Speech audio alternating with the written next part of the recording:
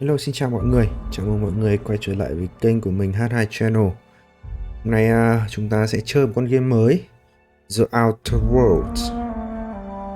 Game một thể loại khá là giống với cả Cyberpunk 2017. Mà khác một cái là chúng ta sẽ phiêu lưu ở thế giới tương lai ngoài không gian. Thì chúng ta sẽ vào game. Nào, cái gì đây? Picture. Độ sáng 50. Nào, default ra như nào, voice 50 đi. Ok, setting. Chúng ta sẽ xem thông số ở đây có cái gì. Very high, very high.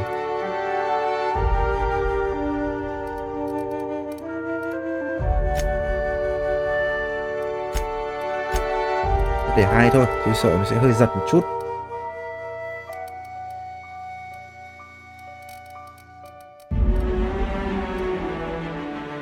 Lại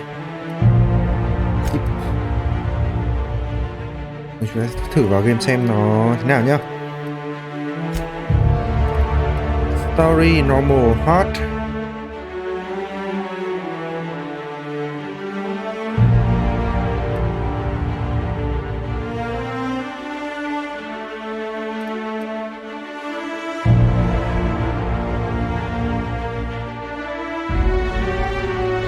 Rồi, Supernova.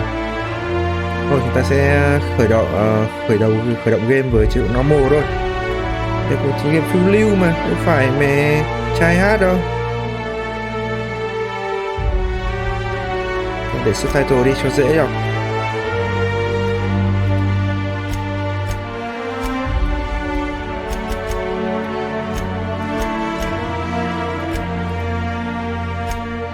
Để mức 2 đi. Continue. Rồi, bây giờ vào game. Game này nó, theo tôi được biết thì nó... Why stay earthbound when prosperity awaits you in the stars? Come to Halcyon, the only colony on the edge of the frontier, owned and operated by corporations. A trip of 10 short years will feel like mere minutes, thanks to the comfort and safety of your very own hibernation chamber. Phòng ngủ, một cái phòng ngủ nó sẽ được thiết kế để mà đưa chúng ta một giấc ngủ dài kéo tới tương lai luôn à? You will become the master of your own destiny when you go out of this world to the Halcyon colony. Halcyon Colony. Halcyon Colony Corporate. Thời gian lên thuyền. Mẹ, đây là 2320 luôn, mẹ vượt qua 2017 luôn. Cái gì đây? Camera. Chúng ta bay tới một cái tàu chạm không gian.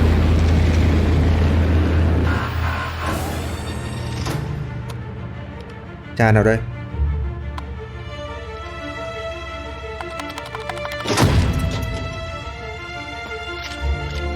Như nhà bác học ấy.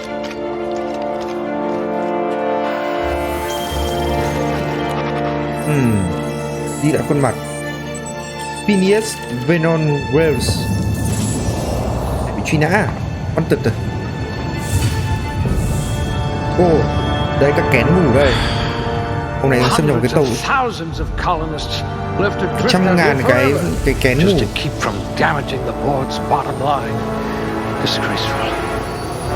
Mọi người vẫn đang ngủ đây. Hôm nay nó nói hàng trăm kén ngủ giữ ở đây để tiến đến một thời kỳ nào đó. Đây mình bắt đầu xây dựng nhân vật. Body, intelligence, strength ở đây thì nó sẽ nâng được cái khả năng đánh cận chiến, hand melee, các vũ khí nặng, đỡ đòn đó, và khả năng mang vác. Cái này sẽ là effect skill. Các cái điểm này sẽ ảnh hưởng tới các cái kỹ năng. Cái này thì thiên về strength, này thì sẽ thiên về các cái vũ khí cận chiến, vũ khí hạng nặng. Dexterity thì nó sẽ liên quan tới các vũ khí như súng, né đạn, cũng là đỡ đạn. Khả năng sneak, lockpick là mình sẽ phá đồ, tức là mình cậy đồ đó. Intelligence khác, khá là khác con Cyberpunk. Thì cái con The Outer Worlds này thì nó giống con gì nhỉ, Fallout 4, như là nó cùng với nhà phát triển, không phải nhà phát triển đâu, không phải nhà phát hành, nhà phát triển đấy. Để xây dựng con game nhìn là khá là giống các cái chi tiết về game, cái hình ảnh graphic khá là giống. Mine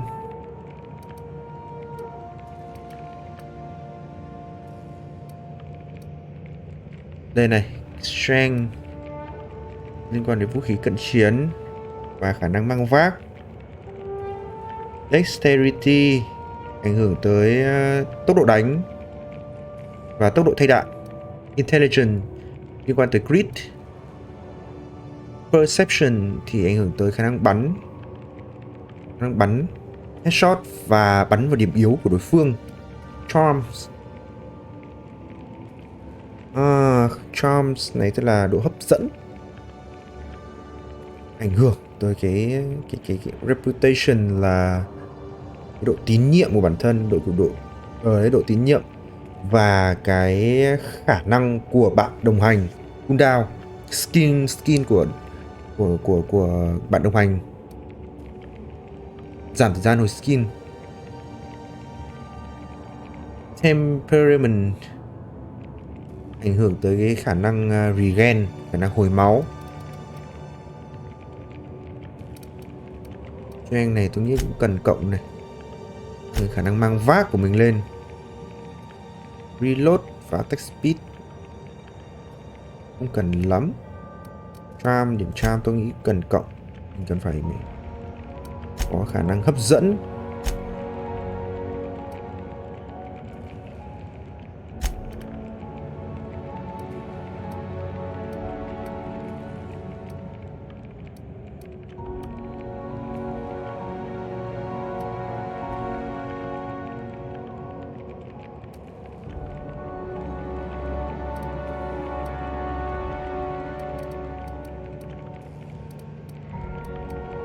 Điểm gì đây nhỉ? Critical hit hay là khả năng headshot nhỉ?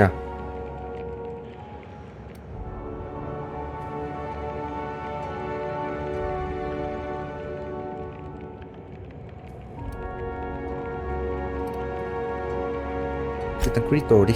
Ok. Có một điểm à?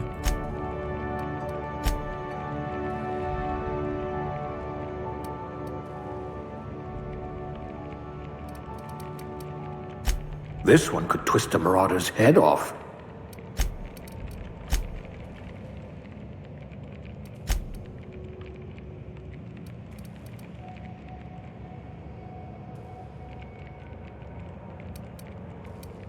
Độ hấp dẫn lên.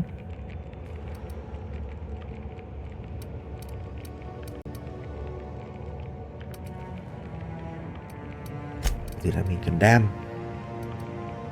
Crystal đam. Đây. Đi. Đam, headshot đam.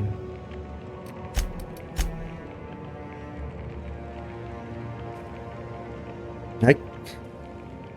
Gì đây? Ai lều mình nhiều này.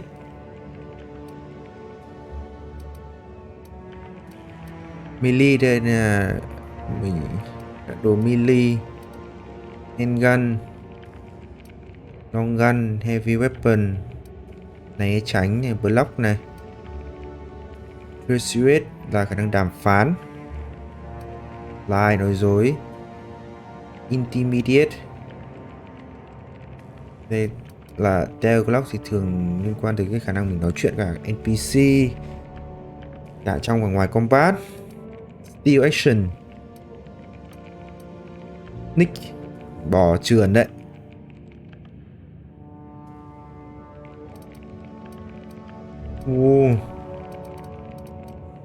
At last, a kindred spirit. Ôi, nhiều quá. A gunslinger. Oh, they're going to tell stories about you from here to Hephaestus. Dialogue, khả năng nói chuyện, skill, tech, technical, đến kỹ thuật, leadership. Nghe chính xác. Mẹ, trong này có nhiều hướng đi, hướng chơi thế. Còn hướng chơi là mẹ nâng cao khả năng của đồng đội đi cùng mình nữa chứ.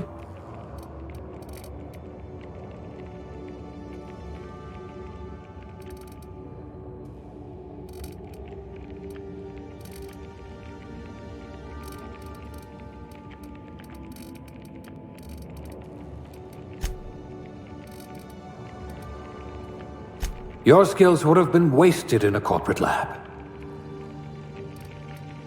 A rabble rouser. Perfect. The colony's full of rabble.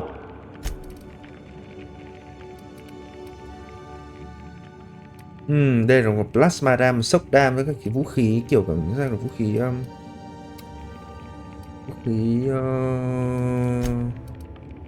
lai ấy. Range này A crack shot. Capital. Và khả năng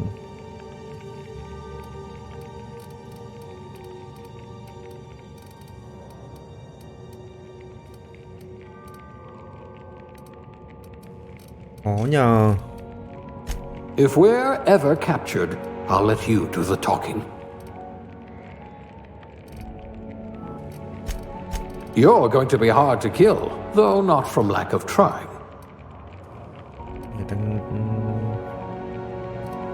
Defense. Subtle and discreet. Exactly what I need.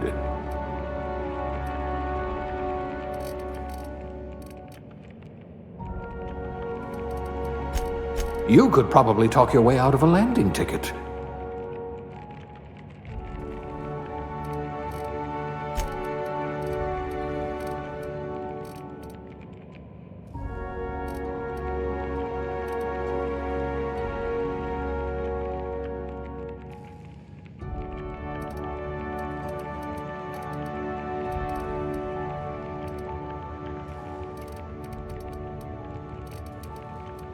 Có cũng điểm phết.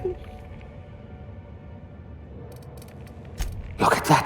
A real scientist!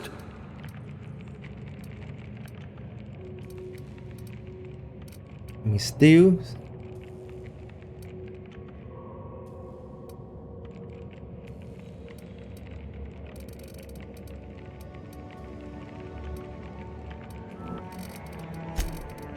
Ah, a blunt force trauma specialist. I might have a job for you.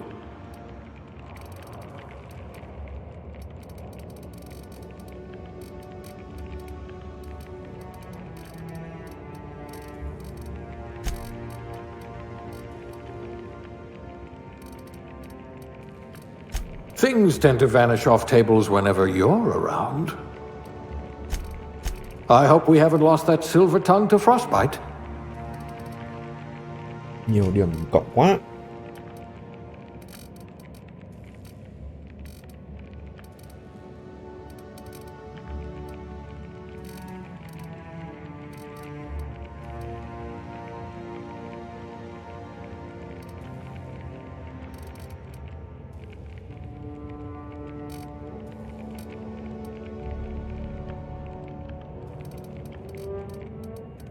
Chơi đi. Cái gì đấy?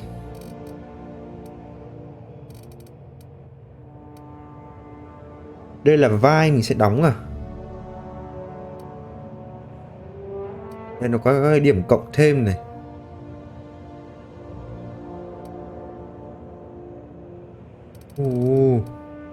Nhân vật này nó bị chi tiết quá. Determination này sẽ cộng cái điểm quyết tâm. Cái gì đấy? Drink effect duration, cái khả năng uống rượu à? Khả năng block đỡ, khả năng đàm phán. Đây là giảm khả năng bị sốc đam.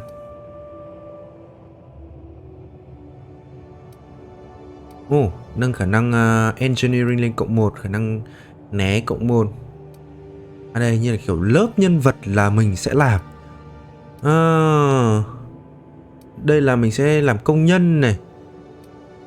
Đây là một chuyên gia về cầu thang máy. Đây là người về điện, kiểu thợ điện ấy, thợ điện cao cấp ấy, cashier. Này là thu ngân.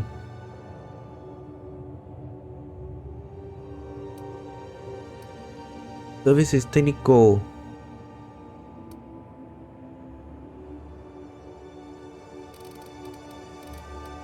Chef, Henmili, bếp trưởng, dentist,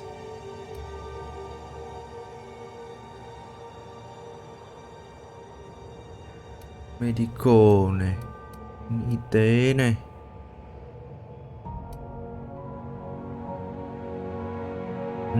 kiểm tra thức ăn, người kiểm tra thức ăn là một người nông dân này, né khả năng engineering, block dam,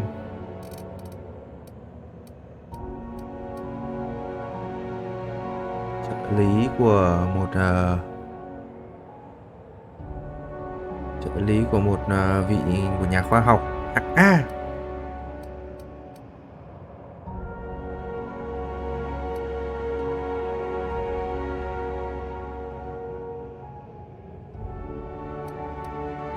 Mình thích làm ngành nghề nào đây?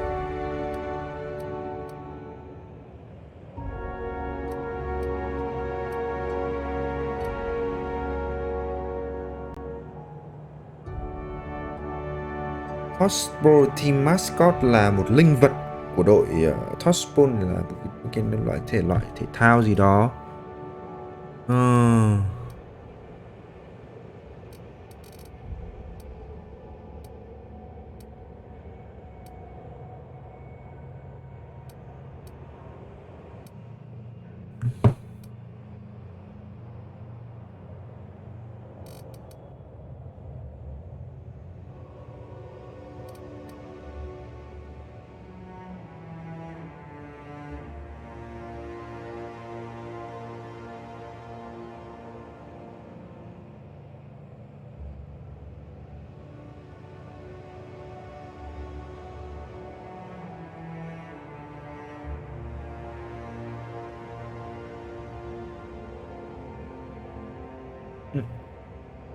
Đây là bureaucrat này, tôi search ra là nhân viên nhà nước, công chức nhà nước. Để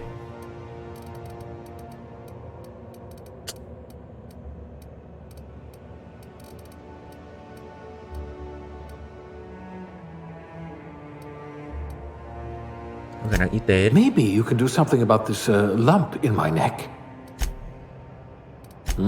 You're going to hate what I'm about to do to you.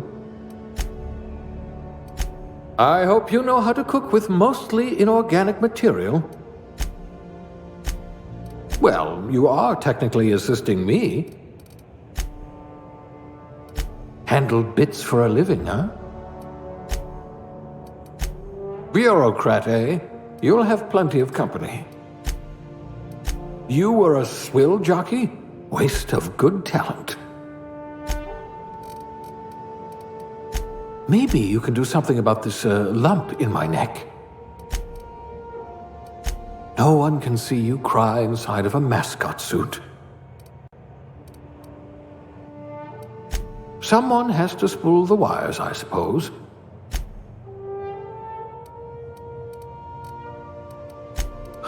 How degrading. Ok, tiếp nào. Gender. Nữ hay nam? Nam. Ui rồi ôi. Chi tiết ghê.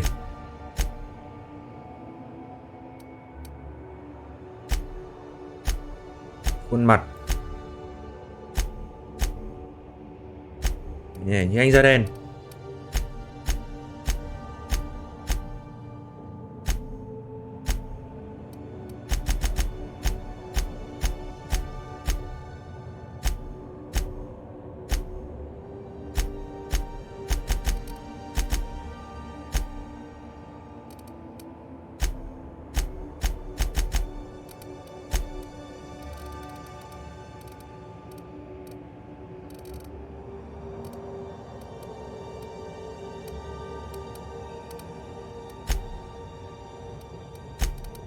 Màu mắt nữa. Ồ, trời ơi, nhiều quá.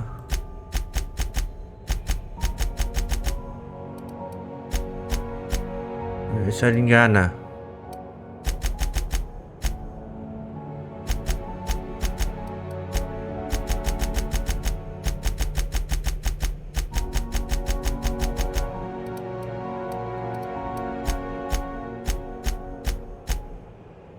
Nè nè, Byakugan.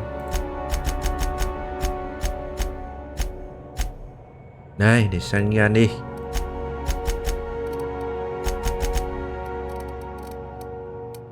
Có mồm nữa.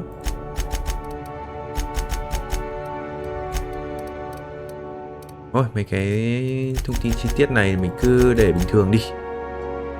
Mũ tóc.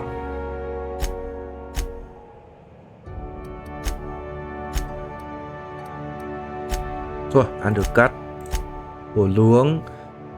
Cạo ăn được cắt rồi làm rối. Bổ luống 37.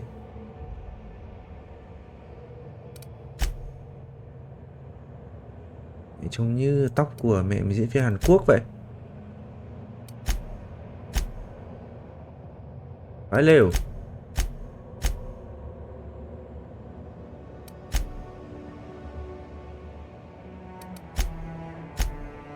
Rồi cả tóc nữ tóc nam nó để hết trộn vào nhau.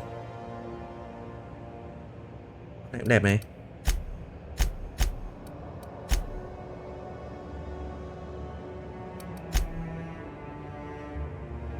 Men burn.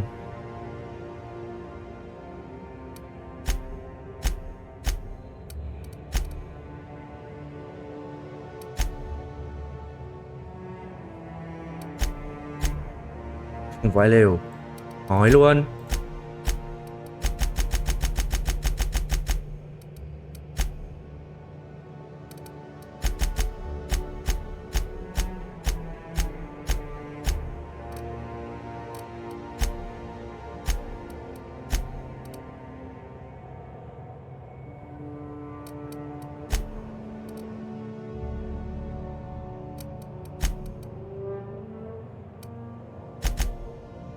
Đây, này cho đen.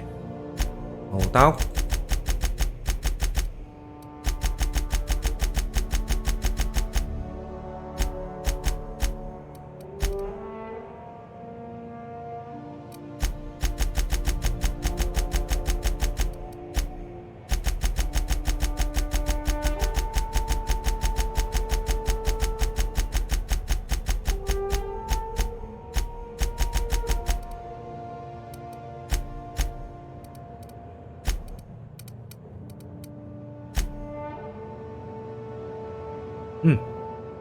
Đỏ ánh xanh.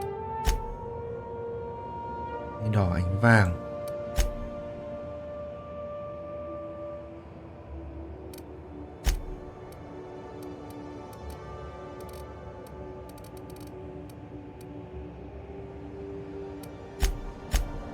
Đây, đỏ ánh vàng đẹp phết. Gì đây? Đây lều kiểu lông mày à?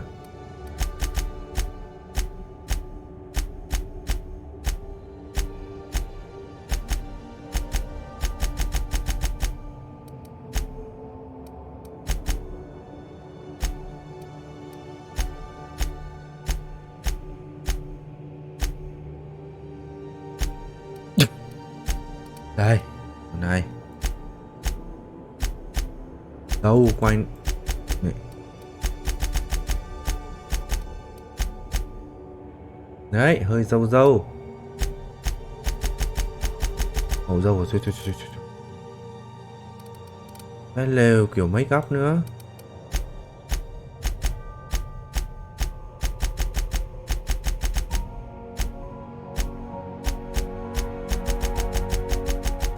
Cái gì đấy, kiểu gì đấy?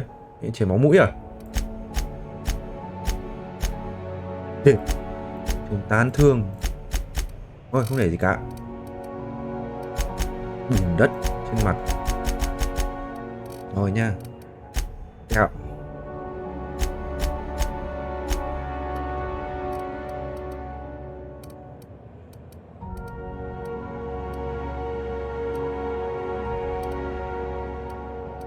Không sẹo gì cả. Đây cho đẹp dai. Tuổi.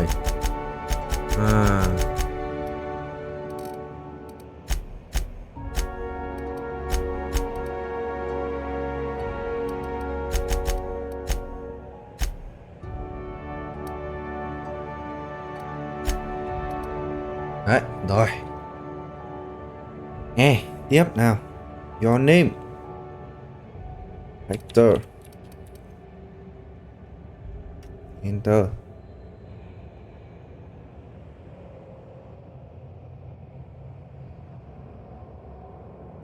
Enter xem nào.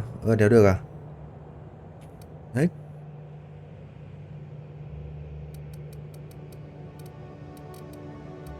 Tóm gọn về sơ lược bản thân mình. Năng cao nhất của mình là heavy weapon. Và khả năng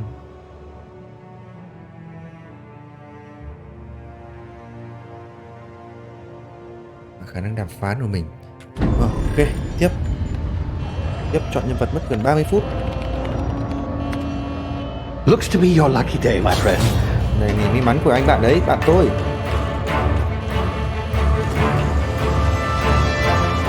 Kén của mình à? Chuyển lên tàu của ông này. Bao nhiêu cái kén ở trong đấy, bao nhiêu người. Not likely, bootlickers. Tàu của địch cũ rồi. Initiate skip jump. Skip jump. Úi rồi. Bước nhảy không gian đấy. Trong kiểu trong Star Wars nhảy một phát thì một vũ trụ khác, một hành tinh khác luôn. Theo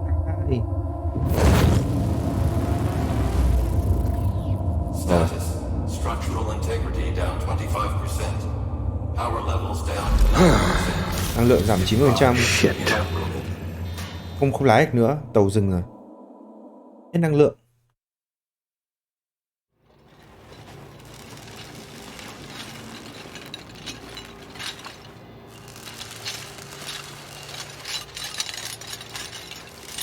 Cái kén của mình mở ra rồi. There you are. Anh bạn đây rồi. What's going on, eh? Biết chuyện gì ra đúng không? Bad news there, I'm afraid. Có một vài tin buồn đấy. It was inexplicably knocked out of skip space and forced to complete its journey at sublight speeds. This means that you and every other colonist on the Hope have been in suspended animation for 70 years, give or take. Normally, reviving someone after so long leads to some quite horrifying results. It's called explosive cell death, but it's really more of a liquefaction. Something wrong? Oh, yes, well, not to worry. I've pumped your body full of a special concoction I devised to keep you from dying so horrifically. Hopefully at all, but Vâng, cho mình một cái loại dung dịch đặc biệt để mà không bị chết ở đột ngột này. I know it's a lot to ask, but I must have your help securing more if we're to save the rest of your fellow colonists. Colonist là như bọn ở trên kén còn lại ấy. Chả bị con thực truy nã. But I've managed to hire a smuggler to help you out. He'll be... Oh, I see we're in position. Good luck. Để đưa mình là đi đâu đây? Cái gì?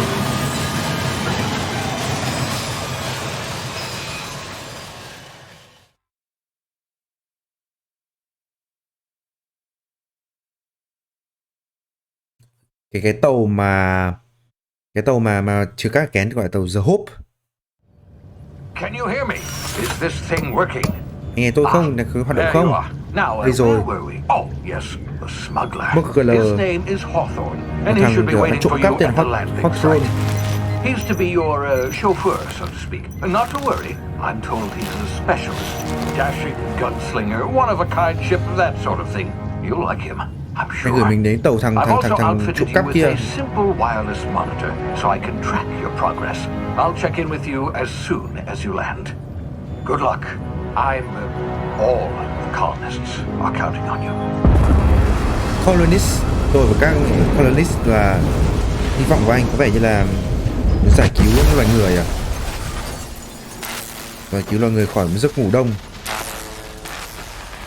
Hạ cánh rồi.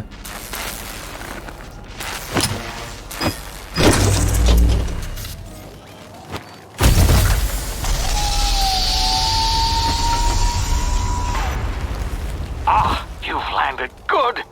Mình đã hạ cánh. Hawthorne should be close by. Hawthorne sẽ What in Ui, cái đấy. Haw's name? Is that him? Oh, that idiot. I told him to plant the beacon and move away, not stand there holding it. Cái đít. Oh well, no sense in letting his ship go to waste.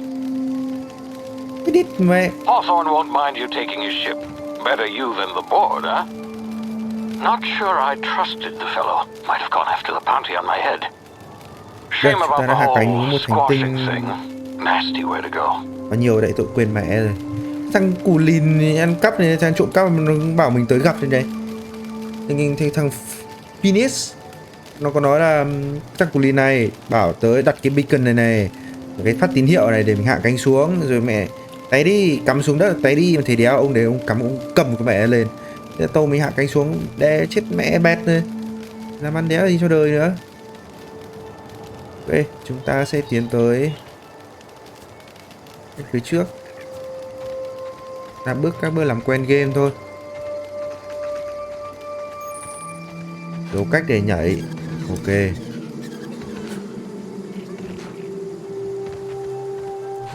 Game phong cách khác với cả Cyberpunk một chút. Nó hơi hoạt hình hơn, không được thật bằng. Ngồi control bên tay trái, left control. Gì đây? Chuột à? Stick để sprint lao tới.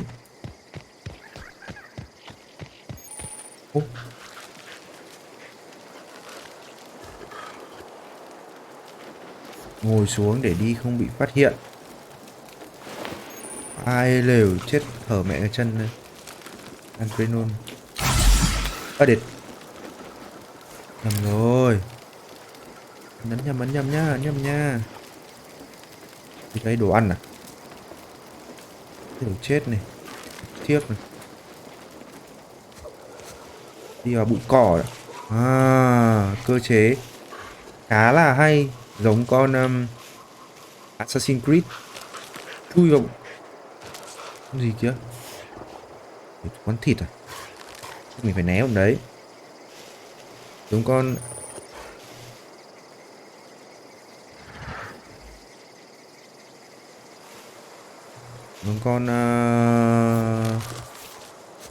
Assassin's Creed, chui vào bụi cỏ để giảm tầm nhìn và tàng hình trong bụi cỏ luôn.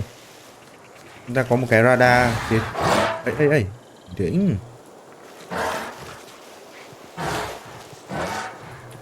Rồi nhá, đi nhá. Đi vào một cái hang. Rồi save rồi, auto save. Ở trong một cái hang. Rồi. Gì vậy? Easy now. You've been frozen for a while. There's bound to be unforeseen side effects. Có một cái tác dụng phụ khi mà mình thức dậy vì sau ngủ đông quá là lâu. Chúng ta có một cái radar dùng trong PUBG. Radar này nó còn thể hiện được cả địch này. Nói cho mình biết địch ở đâu, các phương hướng đông tây nam bắc. Phía nam thì sau lưng mình phía nam, phía trước mặt phía bắc rồi. Bên kia có gì không nào? Ui! Ui địt mẹ.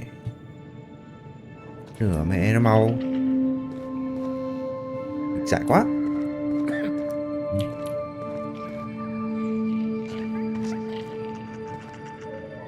Nào đây? Hey, you, come here. Thì bạn lại đây. You've tried the best now. Now cố try gắng the hết sức rest. rồi. Spacer's choice. Tôi đang cố nghỉ. Oh, wow, that stings. Mất máu à? Kinh nghiệm sao vậy? Phím số 2. We were out on patrol. I saw a marauder camp up in the hills. Thought I could take him. Cái trạng của Marauder. Then my gun misfired. Right through my side. I mean, what are the odds of that, right? Khẩu súng này Just bị cướp barely cò. scraped by with my life. Crawled in here and blocked off the exit with those canisters. Bò tới đây sống và đóng được cái đường thoát.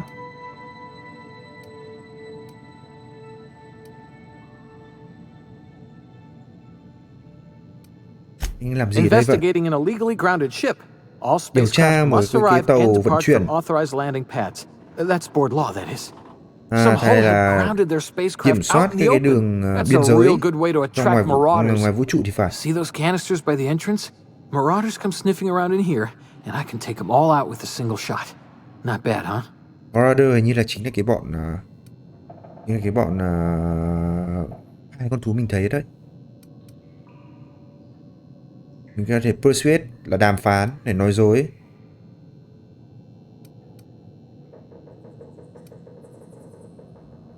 Và mẹ nói thẳng mặt luôn, mẹ anh thằng ngu ngốc. Đưa khẩu súng cho tôi trước khi anh mẹ tự làm đau bản thân mình. Thôi mình sẽ đàm phán. Yeah, okay. Đấy, You đưa look súng like cho you know mình. your way around a gun. Got some spare ammo, not counting the bullet in my Uầy, side. trò này All Spacer's nó choice weapons làm are now 30% less likely to malfunction. khả năng đàm phán của You've mình tried nó the còn best, dựa now trên try cái the rest. Spacer's choice. cũng khá giống con Cyberpunk khi mà nó dựa trên các chỉ số của nhân vật. Khi mà ví dụ trong Cyberpunk nói về vấn đề về kỹ thuật, nếu mà khả năng technical của mình cao thì mình sẽ nói được. Cái trò này cũng thế, nhưng mà cái này nên nói cụ thể hơn khi mà nó nói cái tính cách của nhân vật mình, cái khả năng đàm phán. Nếu đàm phán tốt có thể thì mẹ đưa ra những cái câu trả lời tốt.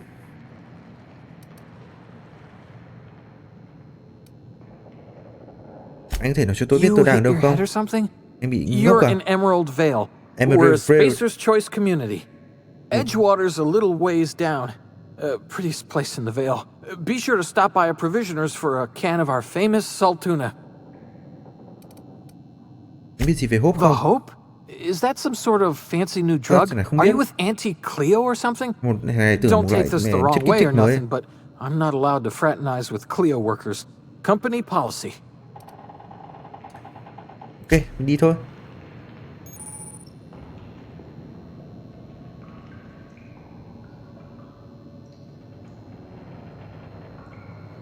Đây, chúng ta sẽ phải đi đâu? Đầy máu rồi. Có gì đây không? Có gì để lút không? À, mình sẽ phải bắn nổ cái kia. Đâm. Damn it, my ears! Oh, what just happened? Chuyện gì xảy ra vậy? Can you hear Anh nghe me? thấy tôi không? What in the... This... Gì vậy? Cái thiết bị liên lạc nó cũ, nó không nghe được.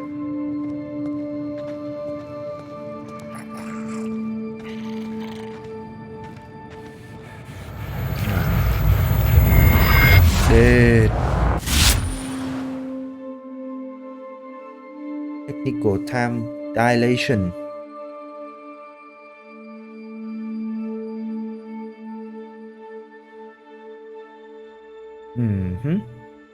TTD, Tactical Time Dilation. Lúc này sẽ làm chậm thế giới lại, cho mình khả năng gì suy nghĩ. Có thể kiểu làm chậm thời gian thôi.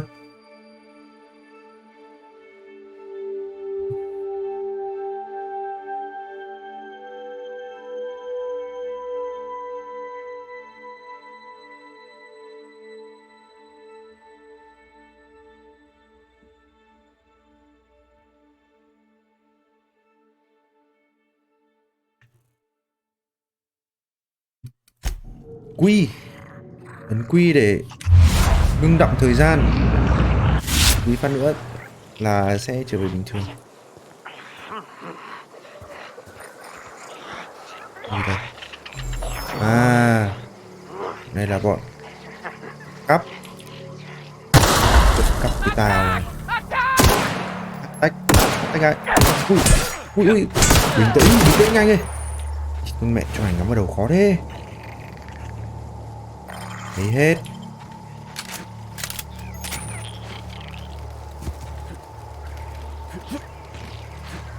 Ấn 2 lần nút cách và ấn nút sang thì chúng ta sẽ là né. Đấy, né. Nào, có gì đây? Rượu. Đồ crab à? Có gì đây không? Hacking clock. Xem nào.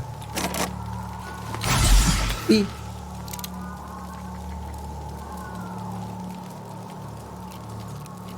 Thế nào? Lúc rồi.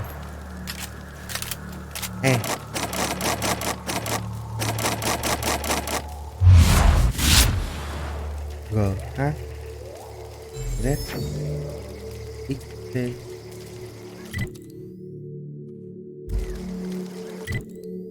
Áp. Không có gì cả, thì mình cứ đặt đồ đi. Chắc mình phải đủ cái 3/5 kia thì mình mới hack được, mình mới lockpick được. Có thể là bản thân mình chưa có cái lockpick thì không thể mở được.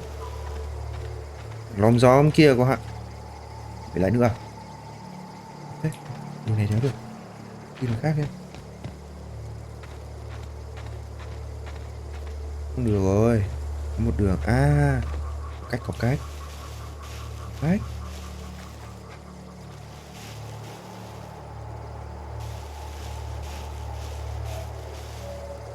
Kia đâu, thằng còn lại đâu. Rồi, ok. Steal action được không? Hả?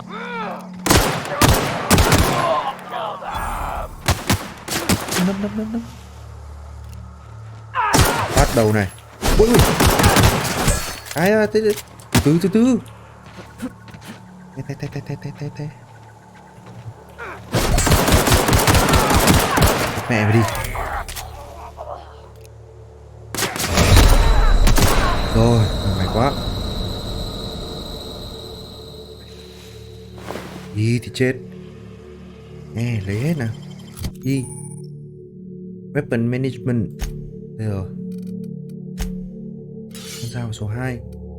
Vẻ trò này chúng ta sẽ không chơi kiểu phải phối hợp cả vũ khí range weapon và vũ khí cầm tay.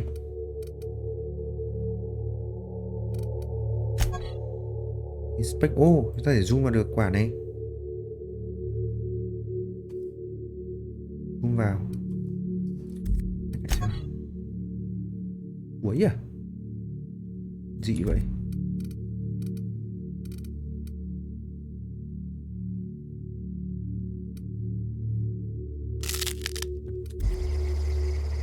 Anh nói rồi.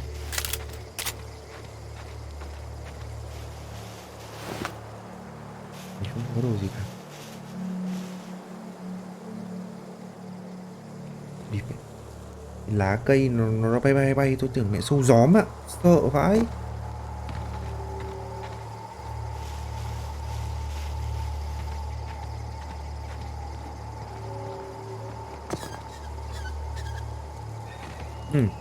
Chúng ta đến một Hey, get over here before you get yourself killed. đến nơi an toàn rồi. Đây là ai đây? Don't know where you came from, stranger, but you best keep your head down. There's marauders hereabouts, and worse, landing violators. Gall on that rung leech. Landing in the Vale without using an official Spacer's Choice landing pad. I'd slap him with a fine if it weren't for all these marauders shambling about.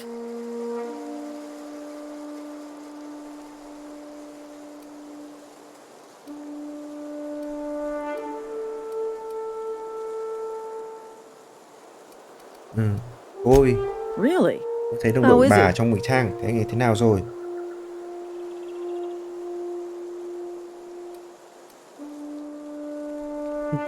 Chảy máu. Chảy máu rất là bị thương, rất là nặng, nhưng mà vẫn có thể mẹ nhồng chó được. Là một thằng ngốc. Tôi hy vọng anh ta sẽ mẹ thông minh hơn. Of course I am. I'm a superior officer. Stands to reason, don't it? Just you watch. I'll cross these marauders off with a swift, cost-efficient fury that's made Spacer's Choice the most trusted brand in personal defense. I just, need a couple of winks to catch my breath. Stretch my legs some. Anh không đi tìm đi. Đây, nó lại một cái ảnh hưởng, cái này ảnh hưởng nhiều thế trong cuộc đàm phán. Vậy trò này đàm phán nhiều thật.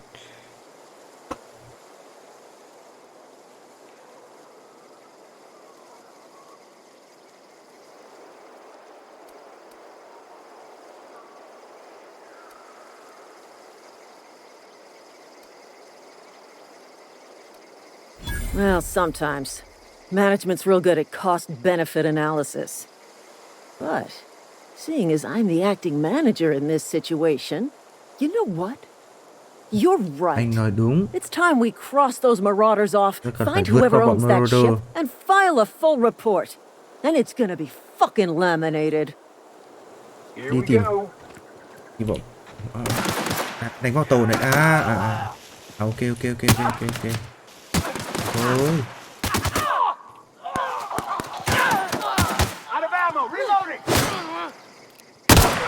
I stand to find bonus.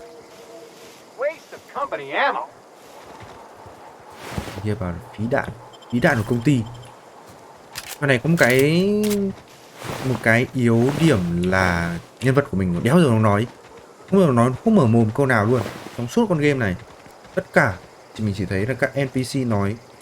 NPC trong này nó sinh động hơn, tôi cảm giác sinh động hơn, nó có nhiều cái chức năng hơn. Đó là cảm giác thế. Có thể mình chưa chơi nhiều như nào, nhưng mà cảm giác nhiều chức năng hơn so với con Cyberpunk. Please be informed that this vessel contains no valuable plunder. Con này không có cái gì. Unauthorized access of spacefaring vessels is a crime. Please submit yourself to the authorities. Hello, Marauder. I am Ada, the autonomous digital astrogator of this vessel. Please be informed that I am authorized to use violent retribution against unwanted solicitors. Please return any misappropriated equipment and exit this vessel in an orderly fashion. Failure to do so will result in your immediate destruction.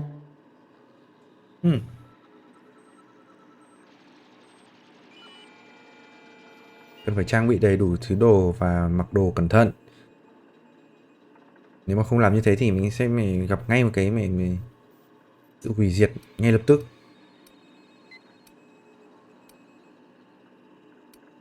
I have been programmed to communicate with diplomacy and tact. Please allow me to demonstrate. Con này nó bảo có đi trộm mất. Disengage in airlocks.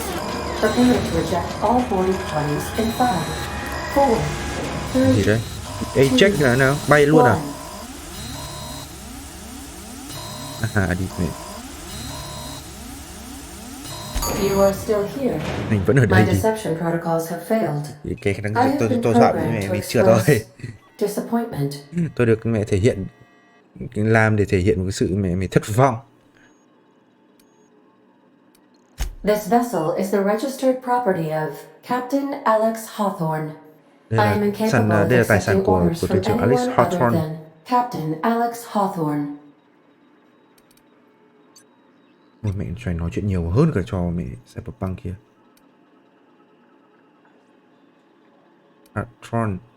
Hawthorne là cái thằng bạn mình thì phải. Hawthorne này nhất phải gặp tôi. Khi mà tôi hạ cánh, Hawthorne chết rồi, tôi xin lỗi.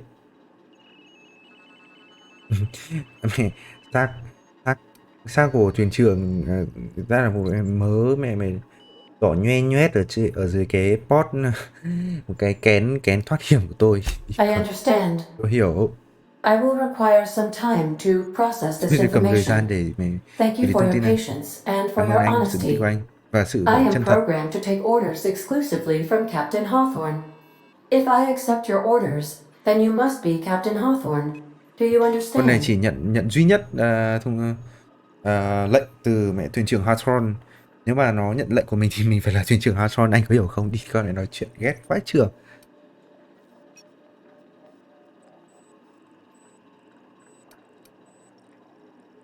Được rồi, nhưng mà tôi không phải Hawthorne chết mẹ rồi, tôi hiểu rồi. Cô cần thuyền trưởng Hawthorne, hoặc cô không thể bay.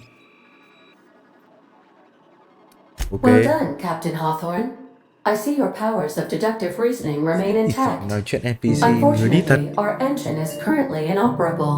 Động cơ Our bị main hỏng. drive suffered a critical power failure, and we were forced to make Mà an emergency bên landing. hệ thống phần The mềm để main chạy thì drive's cũng power hỏng. regulator has been Cái đéo cũng irreparably hỏng. damaged and must be replaced. Thấy thế. Astutely observed. However, the probability of locating a power regulator within a worker settlement falls within acceptable parameters of certainty.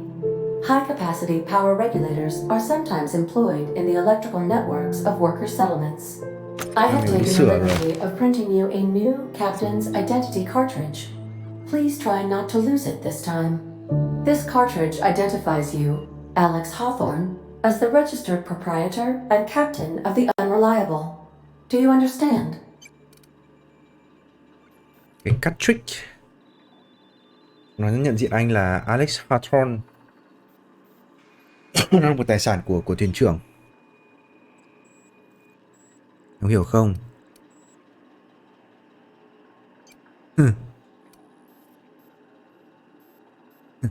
Rồi tôi hiểu rồi. Tôi hiểu. Cảm ơn. Đi mẹ, câu thứ hai là câu đùa mẹ nó luôn.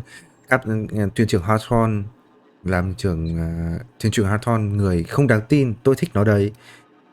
Bà mày trả lời thôi mẹ em đi. Mẹ thuyền trưởng Hawthorne thôi cái trò mẹ thuyền trưởng Hawthorne vô lý này đi. Đùa tiếp. Thank you. Cảm ơn I anh. appreciate your Cảm cooperation. ơn sự hợp tác của anh. Best of luck in your search for a power regulator. Chúc may mắn đi tìm cái Try to stay nguồn điện alive this time. sản xuất lần này nhé. Đặt perk. Continue. Gì đây? Level up. Ấn tab để xem.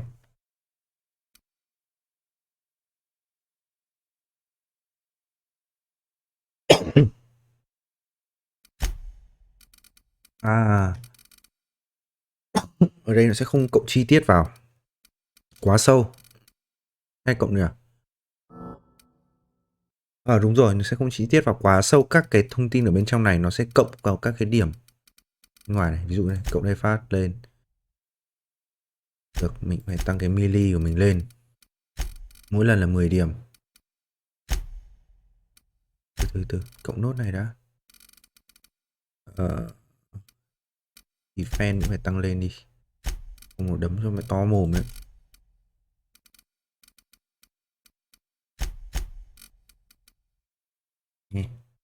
Accept. Continue. Perk.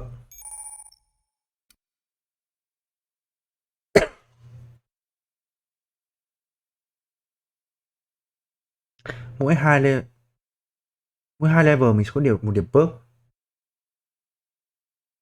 Có thể đoạt điểm perk trong giai đoạn mình chơi. Nhưng mà khi như là nhận các cái floor.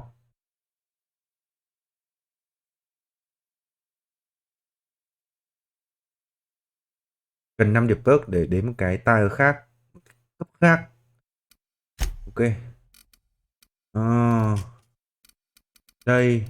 Ngoài các cái điểm chi tiết về skill cá nhân, nó sẽ có các điểm perk. Ví dụ như là tăng 50% máu. Này là 25%, tăng thêm 25% giảm lúc mà mình ngưng động thời gian.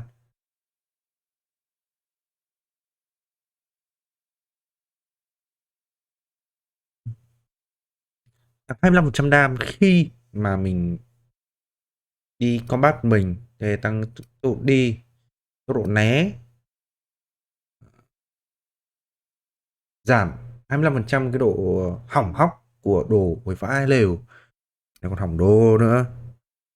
Tăng 15% khả năng crit của đồng đội.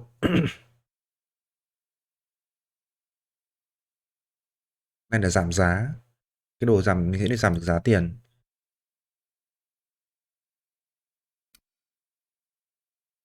Traveler.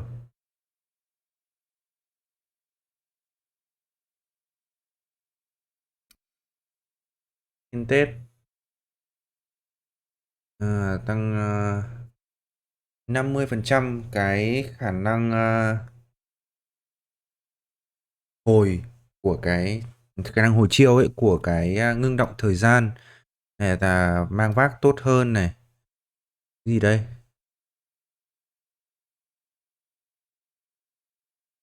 Này tăng thêm đạn.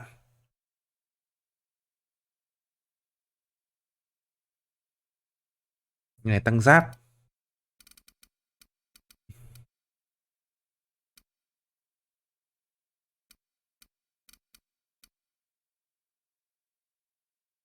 Này tăng này mình sẽ fast travel được. Mình chưa cần lắm.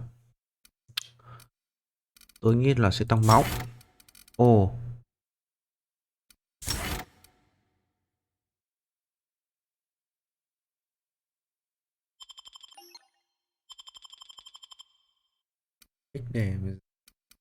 Để mà hồi lại tăng điểm. Càng rẻ hơn, làm thời gian hồi chiêu. Độ chạy, tốc độ né, 5% đam khi mình đứng một mình. Tăng máu đi. Ok, accept. Journal, nhật ký của mình.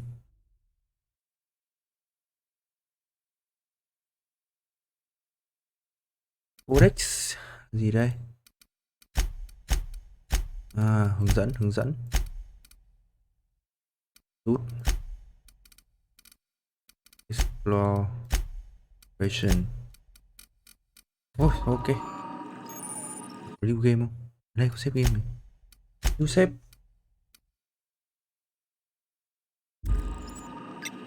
Bản hơi bị giật một chút, có lẽ tôi sẽ giảm một chút cái hiệu ứng con game này đi một chút. Hơi giật. Nó không có hiệu ứng mở cửa luôn. Chỉ gọi là đổi màn hình thôi. Phải tàu của anh chứ. Như thể là anh đi vào như tàu của anh vậy. Well, mister, you owe Spacer's Choice a hefty fine. Afraid we gotta dock your pay. Phải trả tiền cho mình nhé. Tết.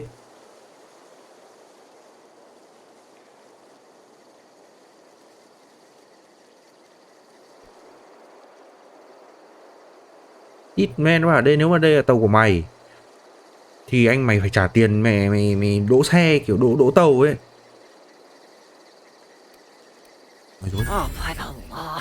I'm so sorry. Lỗi. I had no idea we had an inspector coming. Không biết tôi nói chuyện với If you'd like to ai. speak with my manager, I report to Constable Reyes. Em muốn nói chuyện với sếp của tôi thì tôi sẽ Edgewater's xếp not nói too chuyện. far. Just follow the road east of here, Không quá over xa. past the cemetery.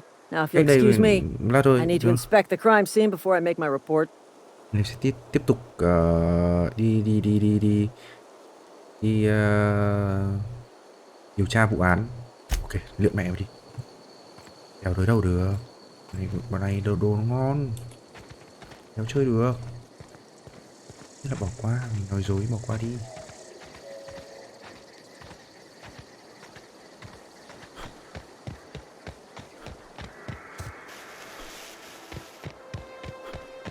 Mình vào thị trấn kìa.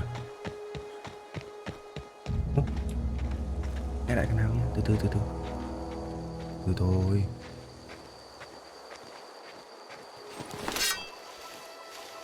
Tấu là vũ chiến.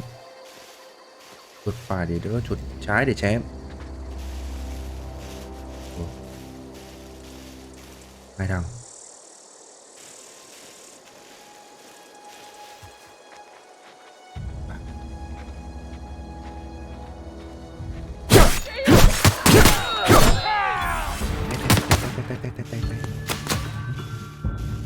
Lại nấp khó chịu không? Ôi, thì nó nhìn thấy mình. Nhìn thấy tao làm gì?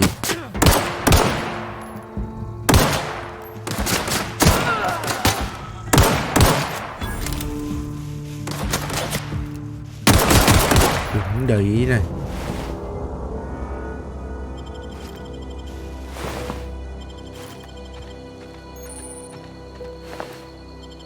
Mới ý gì vậy? Vân à? 36 độ hỏng hóc 97%, 500, 87%. Và ai lều. Không còn đi sửa đồ nữa. Phải làm phết đấy.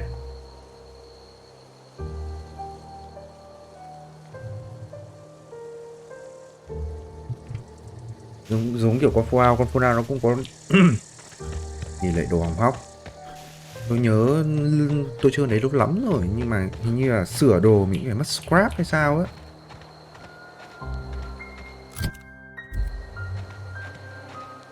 Thị trấn trong kia. Gì đây?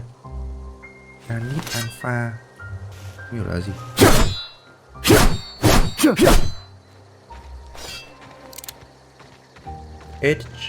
Edgewater.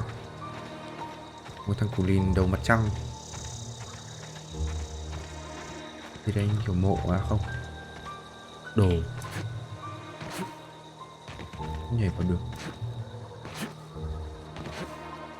Nhưng con này lại kém hơn so với con Cyberpunk là cảm giác tương tác nó hơi yếu. Tương tác vật lý với cả vật thể ấy. Don't go ambling out in those hills. That's marauder territory, friend. Đừng đi qua ngọn đồi đấy, đó là lãnh thổ của Marauder, như kiểu là bọn quỷ.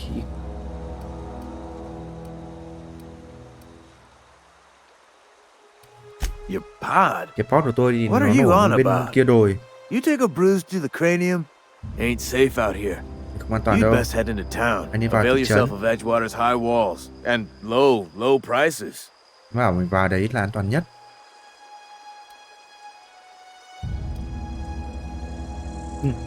Em mới bảo tao thì trả tiền cho mày nói chuyện với cả người xa lạ đâu, hoặc là nói dối. Cảm ơn anh.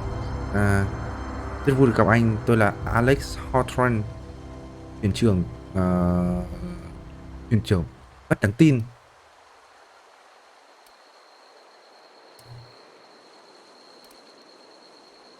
Nên nói nào nhỉ? Nói thật hay nói dối? Bởi vì là cái thông tin mà cái AI của thuyền đưa mình ấy, nó chỉ xác nhận mình là Alex Hawthorne thôi. Pleased to make your acquaintanceship. I'd shake your hand, but I've been hauling corpses. You don't want none of that on you. Name's Silas. Junior in humor for the town of Edgewater. We're all part of the Spacer's Choice family.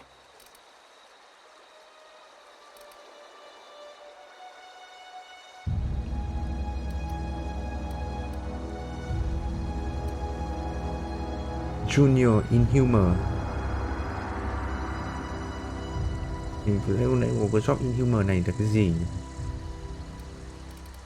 Mình sẽ cần tìm. Definitely not the junior in humor, that's for sure.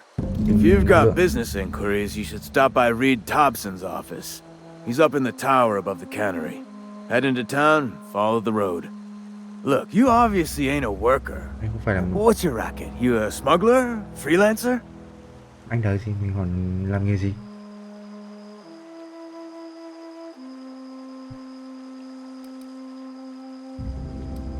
Edgewater is a company town, board-owned and operated. That includes the cemetery. None of us own our grave sites. We rent them from the company. Renting means money. Money means paperwork. Paperwork means signatures. Some of our families become a mite delinquent in paying their dues, you see?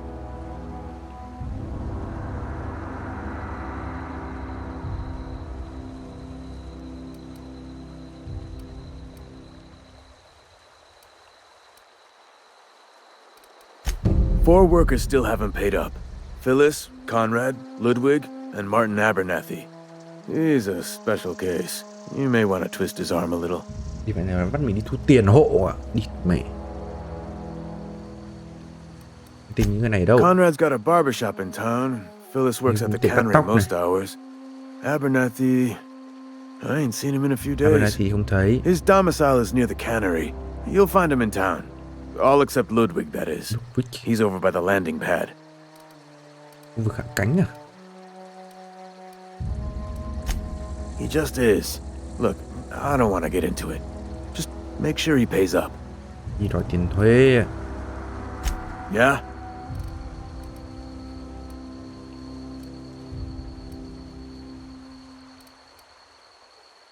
You could look at it that way, I suppose. Thị trấn này trông vẻ tồi You tệ could đúng look at không? us and say, Đúng không? those Anh phải nói Edgewater vậy. saps lost near every soul to plague. But you'd be wrong. We're survivors. Chúng là những Loyal người sinh company tồn, folk, brave in the wilds. người trung thành với công ty. Ta bị dịch bệnh trong này. Every now and again, a virulent plague sweeps through our town. That's life on the Tràn qua frontier, I thị trấn suppose. này. A body grows Nhưng accustomed. mà cái bạn sống là bị ngàn cân treo sợi tóc như vậy. Ok, lượn đây. Lock, lock, journal. Đây. Main quest.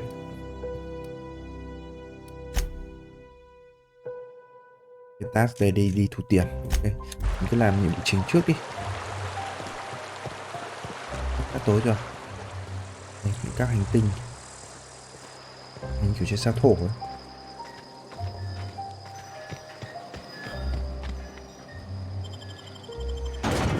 cửa đi vào. Cái này khi mở cửa vào cái gì nó lại phải lốt lại. Nó lại lốt ra màn hình khác. Nhưng kiểu chuyển map ấy. Không như con Cyberpunk. Cyberpunk thì mình mở cửa, mở vào nhà, vào những cái thứ rất là thoải mái, bình thường. Không có vấn đề gì.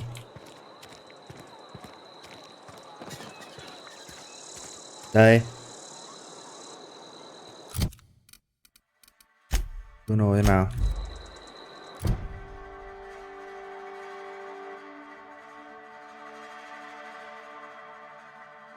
Đây thằng Conrad.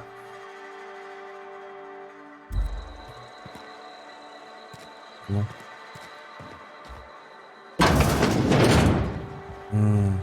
Đây Conrad đây. Please don't touch anything. Đừng chạm vào gì Your nhé. hands are probably crawling with germs. Này anh đầy vi Physical khuẩn. hygiene recapitulates moral hygiene. Cleanliness is next to lawfulness. Này bị ám ảnh với cái sạch sẽ.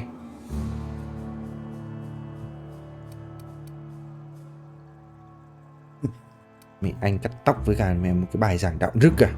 Thì tĩnh đi, tôi sạch mà. Đấy. No, Để cho anh xem thank tay you. tôi. That's Cảm quite ơn. all right. Anh thấy là sạch. I've Thế seen được enough rồi. body parts in my line of work. Rồi nhiều mẹ I'm cái bộ phận Conrad. khác trên. You will report to me if Đúng your rồi. hair fails to meet Spacer's Choice aesthetic standards. Conrad, You tôi will cắt tóc. also report to me in the event of your death, whereupon I will clean and prepare your remains for interment. Cắt tóc cho người sống và cắt tóc cho cả người chết nữa.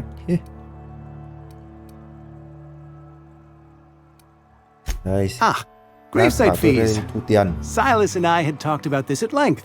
I Lát thought I'd nói made chuyện it này clear my nhiều rồi. pecuniary situation precludes the necessary restitutions. Anh phá sản à? Tôi đéo hiểu cái gì anh đang nói I gì. mean that I can't possibly pay my gravesite fees. Để trả I simply tiền. cannot afford it. Không trả được. I am a blemish on the prosperity of our fair settlement. When I expire, I expect Silas to toss my body into a ditch. Này mới không trả được tiền.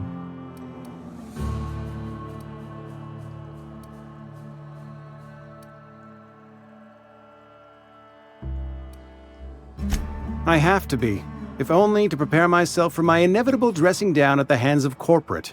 Thầy sẵn sàng Tell nhiều nữa. Silas Chết rồi đấy. I can't afford to pay, Trả tiền được. and that I fully expect to have my medical rights revoked for this dereliction. With my apologies. Không trả được tiền. Thứ đã. Some time ago, I fell ill with the plague. Thầy bị bệnh. By the grace of the law, and through my own hard work, I'd proven worthy of treatment. Frankly, Trả tiền I bệnh don't hết mẹ imagine tiền. I'll earn that right a second time. The barber work hasn't been profitable, you see. I've had to keep this old place running with my own savings.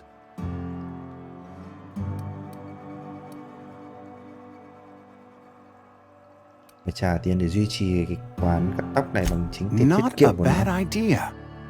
But I'd need some kind of collateral. My pair of lucky clippers. No, that won't do. Your idea intrigues me, but I'm afraid I don't have anything to give Silas. I'm open to suggestions. Ý kiến gì nếu mà gợi ý cho thằng này nếu mình có Much obliged. tiền khó phết. Cú kỹ. Đệt, mẹ trong này nhà xác nữa à? What the fuck?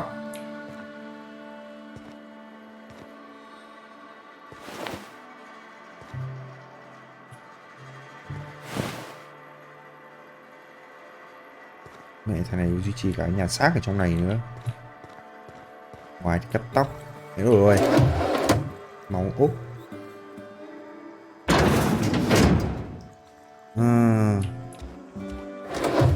Thì ăn cắp được này. Thôi. Không tởm vãi. Mẹ.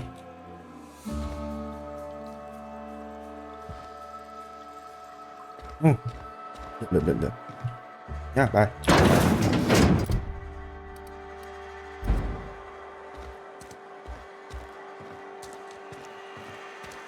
Thị trấn rất là lớn, khá lớn.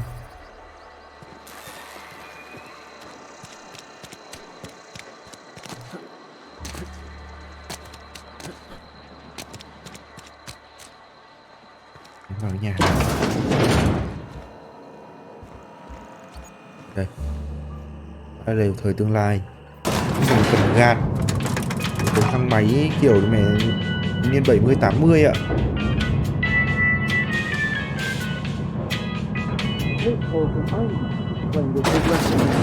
The grease monkey, Argo? I'm sorry, Mr. Thompson, sir.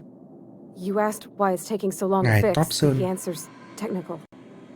Don't apologize. Just try using small words for me. Xin lỗi đâu, The nói ngắn gọn can's tôi thôi. bust open in the oven because she's set to cook saltuna, which isn't what we've got. Mr. Thompson, I think there's someone here to see you. Focus, Miss Holcomb. You and I are still talking. Let's start over. Walk me through the process. Show me where it's going awry. Cái Well, quy trình làm sure. cái gì ấy? It's mostly on account of what we're feeding into the mechanism. It puts food in cans. We have food, we have cans. Why won't it work like we need? She's expecting saltuna of a certain size. We're filling the cans with... Thằng này đang cố gắng sản xuất đồ đóng hộp à? Đồ cá tuna, cá thu nhét vào trong hộp, nhưng mà có vẻ như cá thu nó quá to hay sao? Đây này. Taste of freedom. Seems we've got a guest. Really now, Parvati, I do wish you'd spoken up. I do apologize. I was given no forewarning of your arrival, or I might have welcomed you at the gates myself. Không thì tôi đã chào anh ở ngoài, đón anh ngoài tận cổng.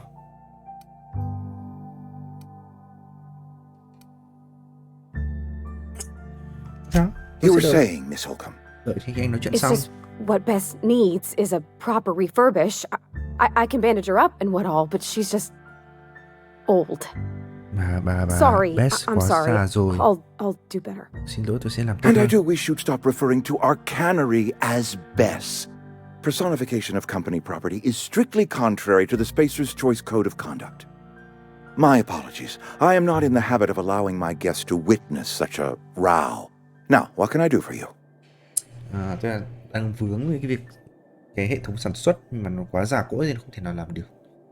Nàng ấy nói nghe vẻ lịch sự nhỉ, tóc xiếc, mình cảm giác mặt thằng này nó hơi bị gian xảo gì.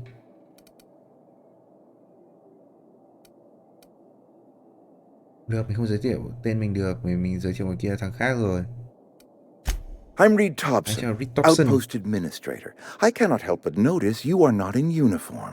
Khuôn mặt...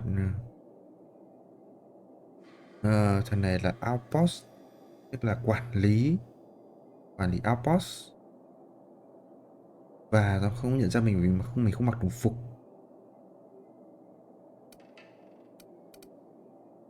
Đồng phục như là sao? Hoặc là tôi không làm việc cho Spacer Choice. Of course not. I don't have that kind of luck. Không may mắn như vậy. Seems I allowed my excitement to run away with my wits. Been a few seasons since we've had a visitor pass through.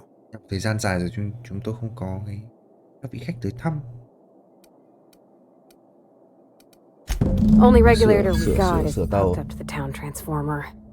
Mr. Thompson ain't liable to be keen on dismantling it. I beg your pardon. I am most emphatically not keen on any such thing.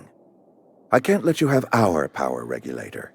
But I happen to know of another one. And I happen to know exactly how you may retrieve it without frying yourself in the process.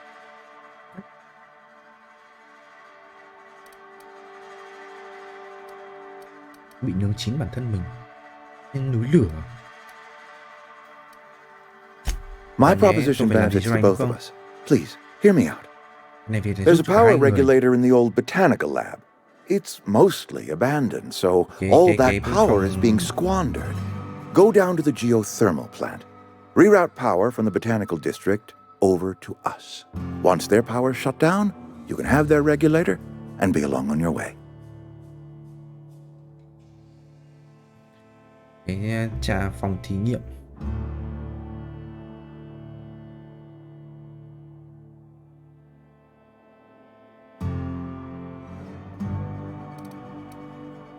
Geothermal plant, một cái loại cây gì?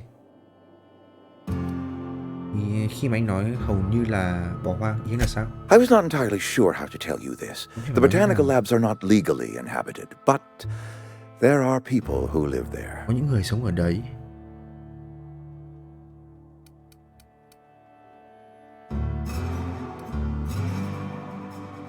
như bọn thổ phỉ không phải là người. The people living in the botanical labs. They're deserters, former workers. I need them back at their posts. I need them to come home. Là những cái công nhân cũ. Nhưng mà họ lại bỏ xuống ở đấy. Và thằng này cần, Red Thompson này cần những công nhân này quay trở lại. Tại sao vậy? Edgewater is struggling. We haven't hit our production quota in years. If we don't meet our quotas this year, the company might shut us down for good. I need those workers back at their stations. Công nhân quay trở lại này công sở.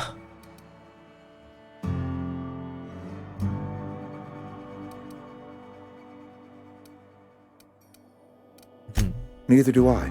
The fault was entirely mine. I pushed them too hard. Bắt công nhân làm My quá hope nhiều. is that by cutting off their power, you will convince those deserters to come back to town. Before you go to the plant, I want you to stop by the botanical lab. Speak to their leader, Adelaide. Tell her the power's about to go, and that it's time her band of deserters came back to town. Là cũng thằng mình cần phải đòi tiền, nhưng mà thằng Adelaide khá là khó đòi. Nhận biết thằng này. Adelaide's older than the other deserters. She's dignified, kindly. From what I understand, her camp looks to her for leadership. Trong một cái trại.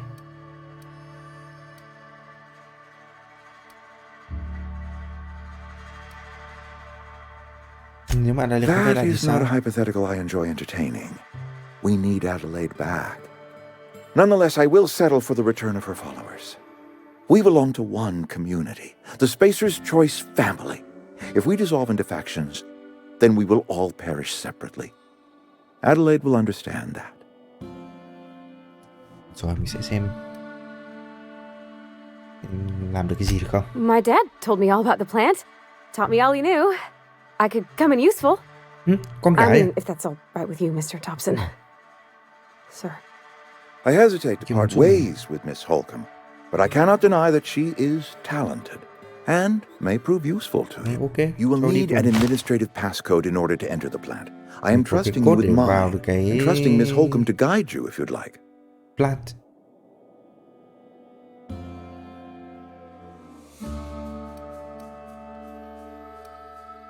Okay. Great. Yeah, I got my wrenches and diagnosticators and hairpins and engine tape, so I'm all set. Well, I am glad to hear that. Best of luck to you, and thank you again for your help. It is a lot to ask of a stranger, I know. Lượn. Companion. Okay. We better clear out of Mr. Thompson's office before we talk. Trong văn phòng hiểu. Đéo có một cái gì luôn đi. Thôi đi. Đi. Như nào?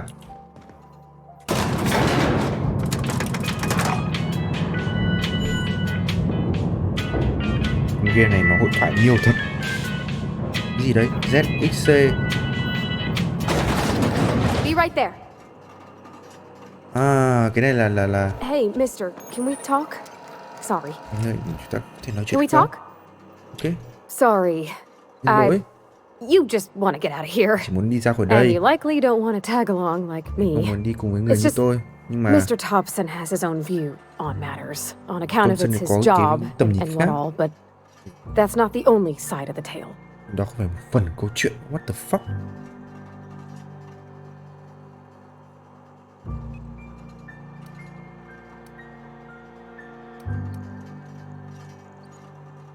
Reed không nói thực sự.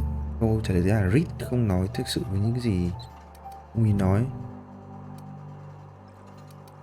Này là chuyện về bọn deserters. Vậy thì còn những vấn đề khác thì như nào? To Mr. Thompson, a person's a gear. It does its job quiet like. If it squeaks or stutters, it gets replaced. Để làm việc nữa. The deserters are decent folk. I knew some of them before they left. Nếu mà nó hỏng thì sẽ thay thế. Tôi biết một vừa rồi những người deserters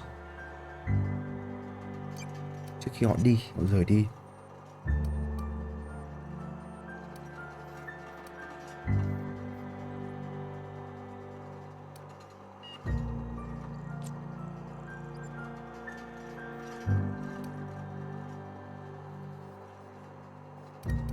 Life's hard here, especially for them that don't fit in so well. We're one big Spacer's Choice family, but every family's got the one the rest whisper about. Mr. Thompson's aiming to take away their power. They'll have no lights to see, nor heat to cook. They'll be at the mercy of marauders, or worse. I think you should talk to the town's vicar about it. Max, his name is.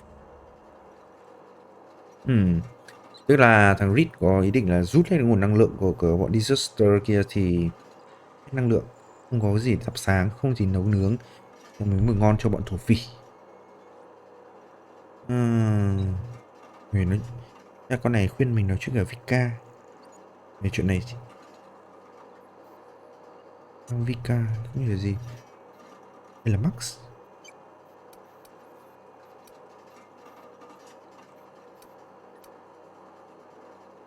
The mission's on the east side of town. You can't miss it. On account of it being the only clean thing. Okay. Thanks, mister. I just think when you gotta make a decision that'll hurt somebody, it's best to think on the right and wrong of it. Trước khi làm hại ai mình That's what my sai. dad used to say anyways. Thì bố tôi đã từng dạy tôi.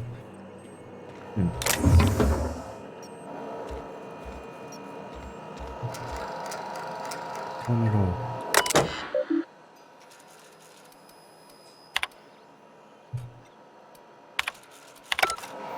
Tính.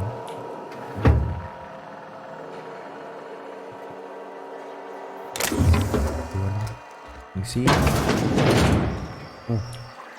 Kho hàng. Lên. Thế nào?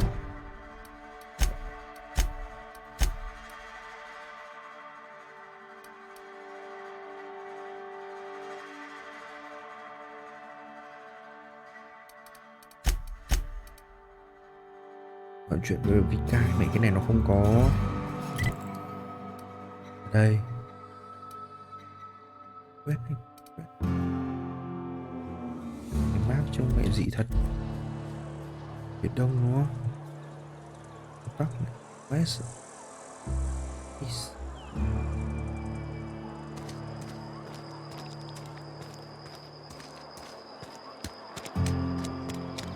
Sao có hai? Sorry, I'll just be a minute. You had a minute. Next one comes out of your pay.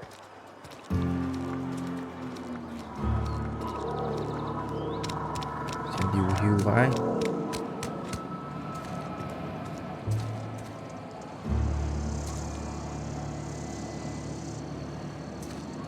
Yeah, huh?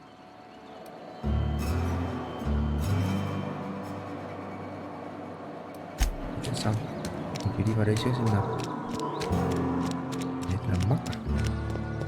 I've always felt weird in here. It's too clean.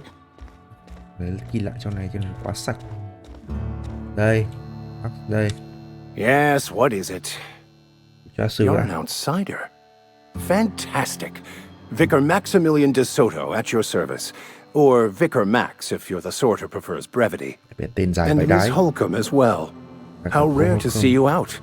And with a complete stranger. Lạ khi thấy cô ra ngoài mà đặc biệt người lạ nữa. Just tagging along, Vicar de Soto. Don't mind me. I so rarely get new people to talk to. Name your poison, anything at all. Spiritual counseling, this season's tossball predictions, the quickest way out of town. The quickest, cách nhanh nhất để rời khỏi thị trấn này.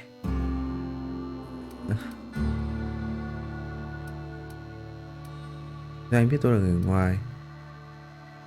Cái vấn đề về tâm linh gì anh làm ở đây,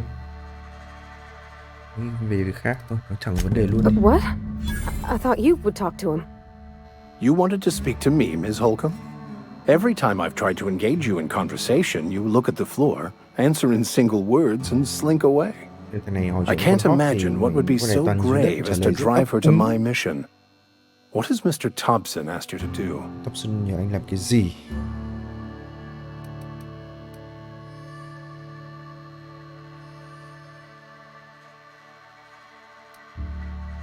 Depriving them of safety from the marauders and wildlife. I can see why that troubles you. Miss Holcomb has a soft heart. Always has, if you believe the talk. Cô Hop thì có một trái tim rất là mềm yếu, luôn luôn phải hỏi tất khi làm quyết định vấn đề gì.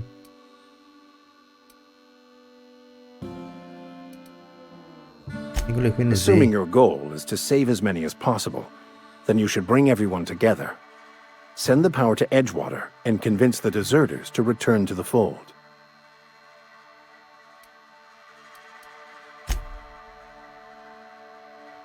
Mẹ nó không khó khăn này. Tư vấn ngày trước đang nói chuyện gì à?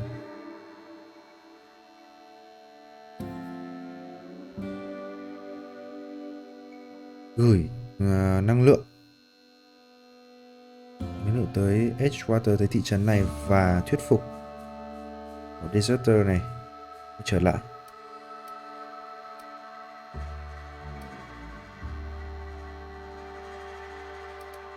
Not if things are left to stand as they are. If you don't mind a bit of unsolicited advice, be cautious on your way to the geothermal plant. It is not as safe as you might assume. Bên này cẩn thận, nó không phải an toàn nhưng gì nghĩ đâu. One of the reasons I transferred here was to fulfill my duty in hunting down banned heretical texts. I happen to know such a book is, as we speak, tainting a collector's library in Emerald Vale. However, the collector's residence lies outside the town's walls. My retrieval efforts have been thwarted by marauders who have overrun the property. Should you fare better than me, I'd pay a handsome sum for the book.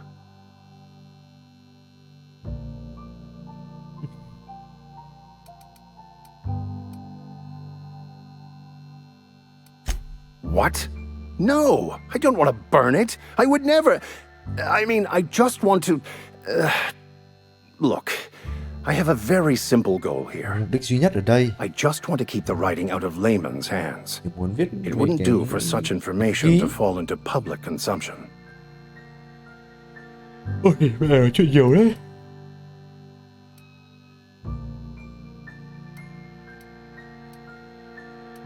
Glad we see eye to eye. Mình đi tìm sách ra này nữa.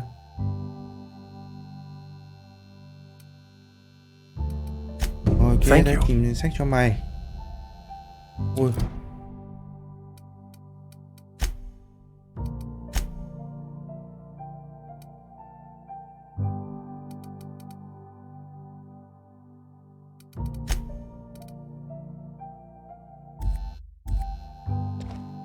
Trò này nói chuyện dài vãi đái dài. Cứ đi xem nào. Đếp phát.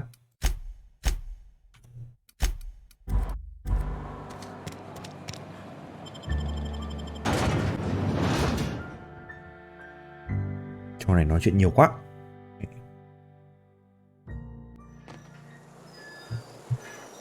Ở đâu? Ô.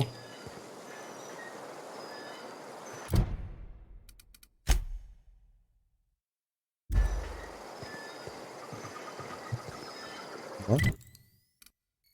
Đâu? Sai hướng rồi.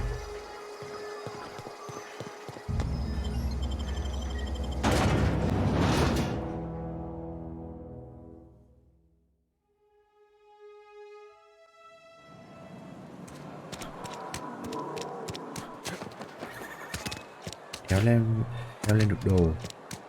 Mình phải tương tác nó yếu quá.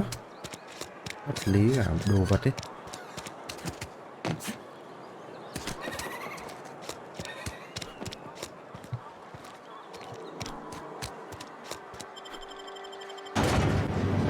Ủa, phải không?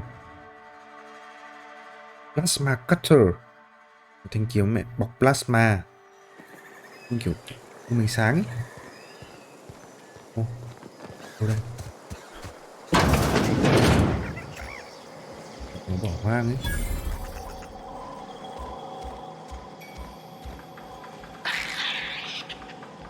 Úp.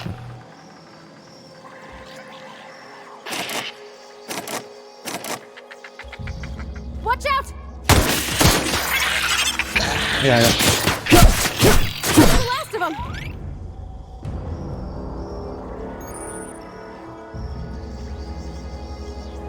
Order này, làm gì đi? À chết rồi.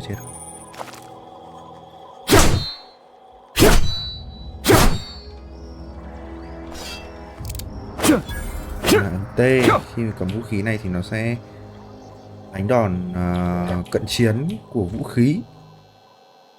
Bốc phát cái gì vậy? Không hiểu. Đây.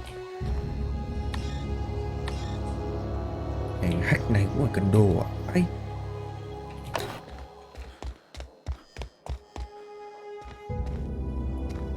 Nhiều cái văn phòng ấy.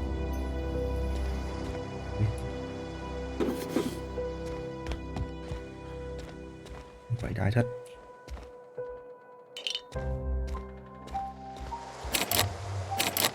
Cửa được. Đi. Cái này quá rồi.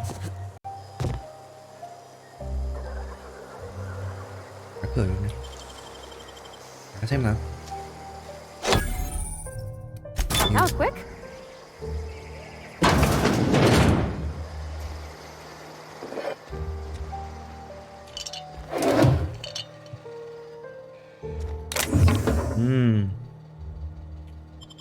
Đạn.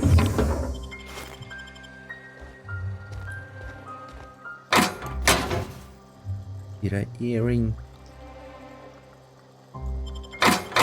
Tai. Một bồn cầu. 8 bồn cầu. 2 armor. Một như kiểu một studio ấy.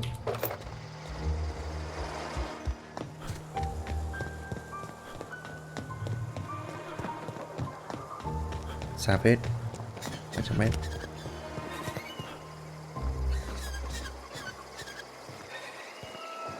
Infected.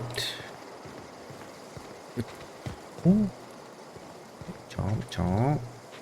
Not a peep from me. Got it. Quỳ xuống.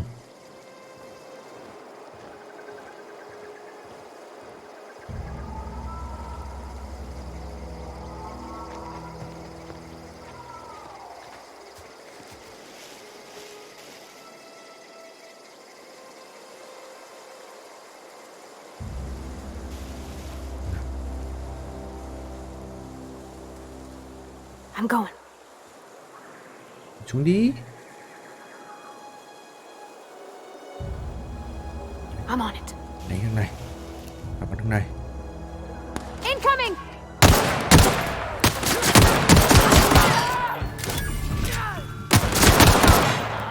Này. Cả này. Mẹ con đi cầm búa.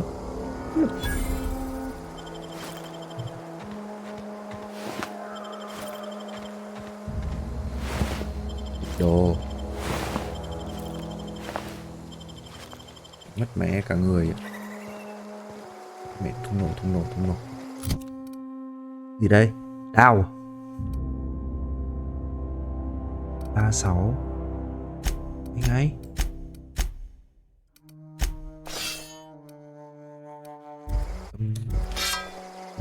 Đao quan văn trường ngay.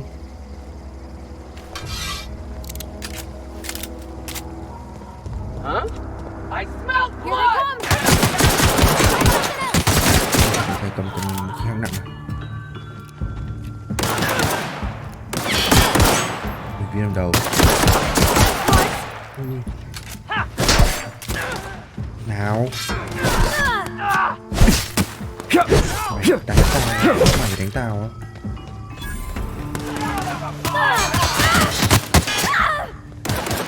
Ừ.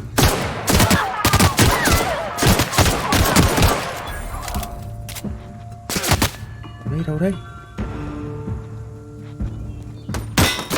À. Đây.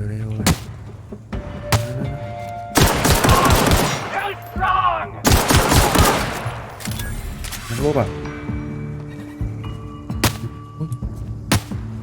Móc lốp.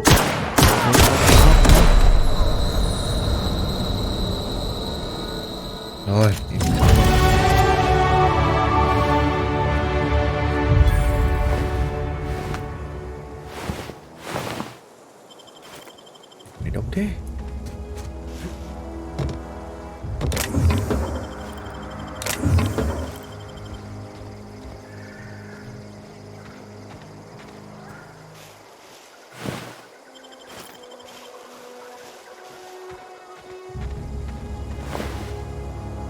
Hunting rifle. Ngon. Lái machine gun luôn.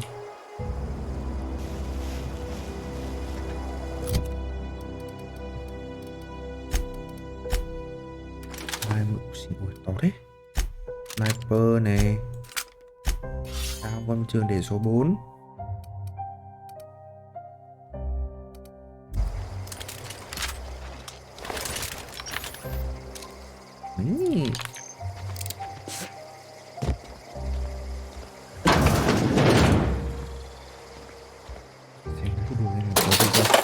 Yên.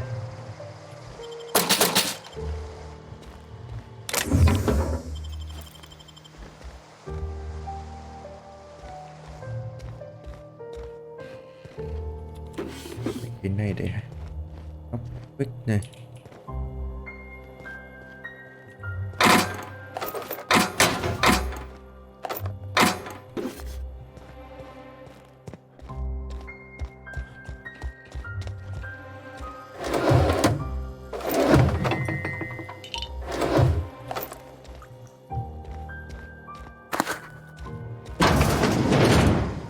Bật công luôn. Không mở được. No. Đấy.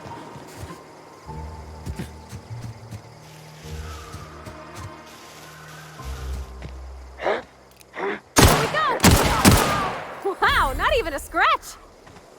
Bắn phát nát mẹ người.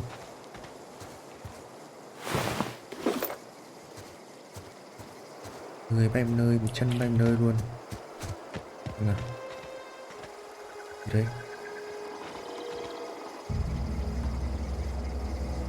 Emerald Community Center. Cái hội sở. Chức nào đó. Chức nào đó. À không.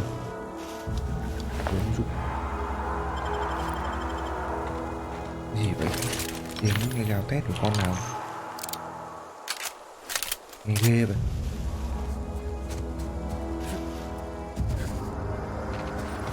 Được à?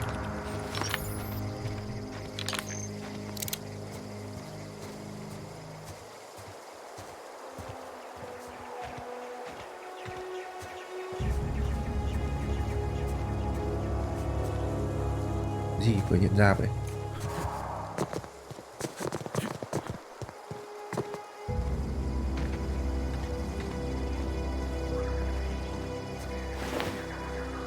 Sao rifle ngon.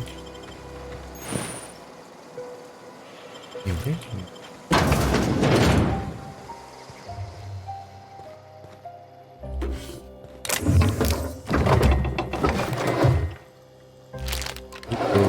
Mi I am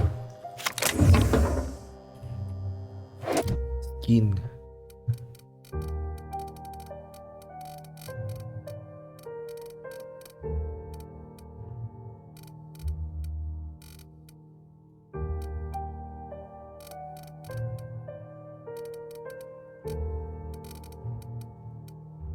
Lee range lên đi.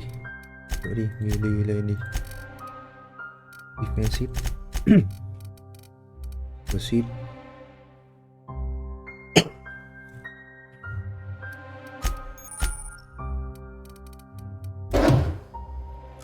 Mình thấy sụp. Rifle đi. Rifle cho chắc ăn.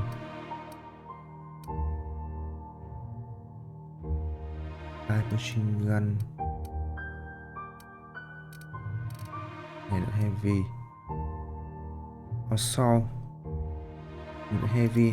Heavy mình phải hơi ít đạn.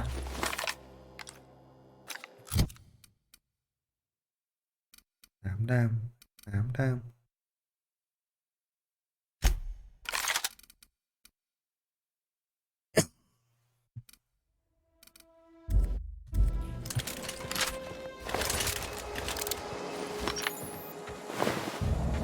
Cái khẩu súng đạn của rifle mình ít quá. Nhưng mình cứ tiếp tục dùng cái súng ấy đi. Ui. Chấm. Phải đi chăm chỉ lút đồ đi, không mẹ không có đồ mà chơi đâu.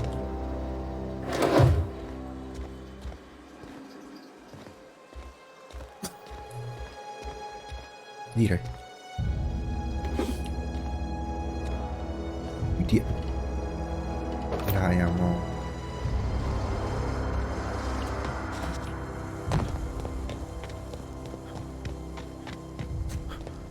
Ở đây, ngoài này.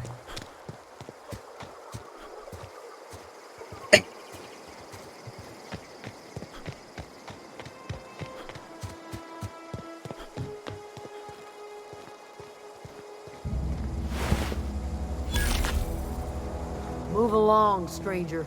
We don't want any trouble. Hẹn ra mình. I don't know you. Biết anh Whatever là ai. you're looking for, it ain't here. Anh tìm gì ở đây, nó không ở đây đâu. Đi đi. Tôi cần tìm. Answers, huh? Tìm bài kia cần You must cần be câu one hỏi. of those philosophicals. Anh chắc thứ bộ Already got philosophical. ourselves one of those.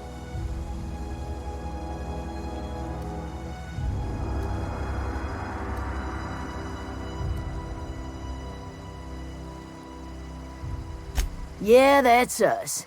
And you can Nó tell là Red, Thompson nó về we're những doing công just nhân làm fine ở by ngoài ourselves. ngoài If thiên you're nhiên. gonna start wandering around my camp, know that I got my sights on Anh you. đi liên quanh đây thì tôi sẽ để ý đến anh đấy. Over in the hothouse, tending crop. Enough with the questions. No offense, but I've got a lot on my mind. Vì gì đâu, nhưng tôi cũng có việc khác tôi phải làm.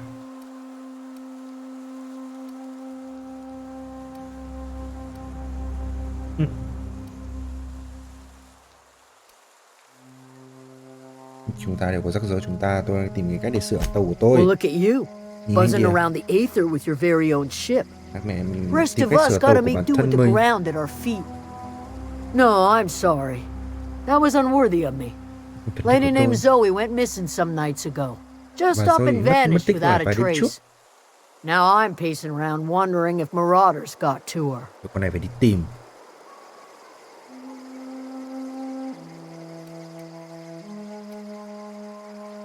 Mình sẽ giúp thôi. It's not like Zoe to go wandering. Figured she might be out scavenging, but that ain't exactly her talent. Can't imagine where she's gone. Vale's a wide place. She could be anywhere.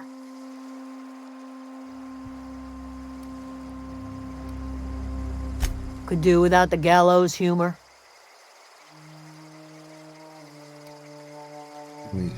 I'll tell you what I can.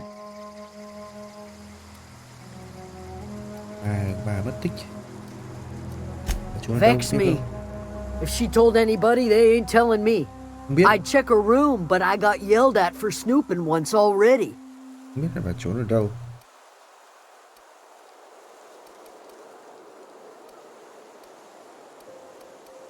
Could be. Bị bắt cóc. Dangers aplenty out there. Rất nguy hiểm. No telling why marauders would steal somebody like Zoe. Got no useful skill as far as I can tell. Nhưng mà Zoe bị vô dụng, chả biết có kỹ năng gì. What is it? Đây. Này thôi.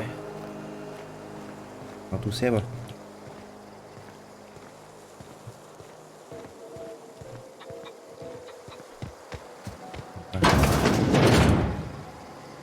Nhà này cũng có người ở. Khoan. Đây trong này. Dùng cây luôn, nhà kính.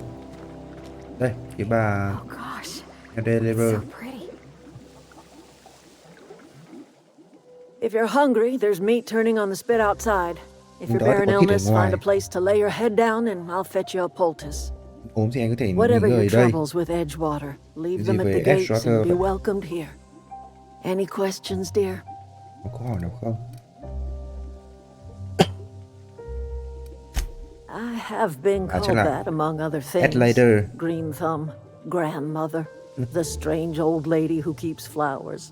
But yes, Adelaide Rất will nhiều do biệt just danh. fine. Có cái xanh nhưng mà là Excuse me, người Miss bà McDevitt? xanh. Sorry, it's just you got such pretty trees in here. Bà có rất nhiều cây đẹp trong này. Thank you. Còn cô, You're Robert's girl, cô là con gái aren't của you? Robert đúng không? I remember when you were but a sprout. Ta còn nhớ khi con còn nhỏ, speaks of you often. má kể rất nhiều Are về you con. staying long? Ở lại lâu không? You should try some of my tobaccorn Con nên tea. uống thử cái I trà brew it in an tabacon. old spittoon, but it's been cleaned. Nó rất là sạch, trà sạch.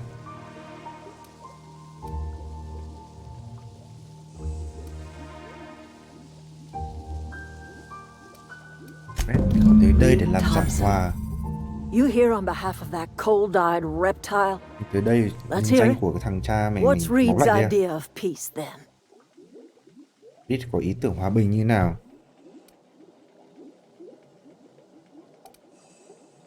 Một là nói thật là bà bỏ cái nguồn năng lượng ở đây, nói cái nguồn năng lượng thuộc về thành thị trấn quay trở lại. Biết có nhờ bà suy nghĩ đến việc quay trở lại thị trấn. Ông ấy sẵn sàng đàm phán một việc gì đó liên quan đến cái việc là quay trở lại thị trấn và mất năng lượng. Nghe rõ, mình cứ nói thật thôi. Like everything else that comes out of Edgewater, Như tất cả that những thứ peace quay trở lại từ cái offering thị is trấn đấy, canned. I and my own are cái living thị trấn just đó, fine out cái here by điều ourselves. khoản hòa bình đấy không thể được.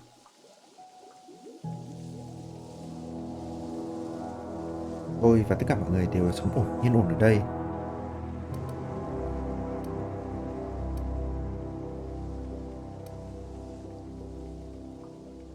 Reed bảo tôi mang cái nguồn năng lượng quay trở lại cho ông ý, và ông ấy có nhắc tới cái geothermal plant, nhưng cái kế hoạch He would do such a thing. anh ta làm chuyện thế à? Question is, Vấn why đề là would you agree to his plans? tại sao anh đồng ý với kế hoạch này của ông ta? Và cái trại của bà có cái nguồn năng lượng và tôi cần để sửa chữa cái tàu của tôi. Cannery's got a regulator. You want ship parts, you ought to rip them out of the cannery's guts and leave us be. If you're going down to the plant, Theo kế you hoạch should đấy, divert power away from Edgewater and toward our end of the grid. Think about it. You'd be liberating an entire town from a lifetime of service to that odious cannery. Seems the sort of thing a hero em thấy would là do. một cái công việc mẹ anh hùng khi mà giải phóng toàn bộ cái thị trấn. Cái ách đô hộ mẹ làm việc suốt cả cuộc đời đấy. Ghét thị trấn thế. Em cứ anh hùng đối với bà. Tôi không muốn dây vào cái rắc rối này của mọi người. Tôi chỉ muốn sức con tàu của tôi thôi.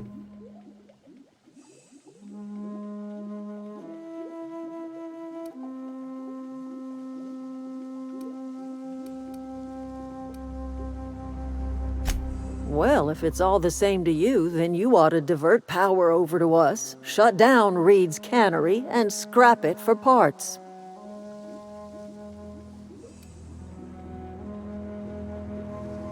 You've seen that miserable excuse for a town with your own lamps. Hollowed out workers laboring their lives away at the cannery, living off whatever scrap Spacer's choice throws them. You know that's true, don't you, Ms. Holcomb? Your father died of overwork. Bố con Holcomb chết vì làm việc quá nhiều. He was tired all the time, sure, but he was old, ma'am, and Ông ấy rất là he già raised rồi. me all by his lonesome. Làm Look việc what they bằng did to this nuôi child. con bằng cái tiền Lost her làm family từ to the kia. company, and still she defends them. Những đứa trẻ rất là khổ sở khi mà mất công việc bởi vì cái công ty đấy và vẫn bảo vệ công ty.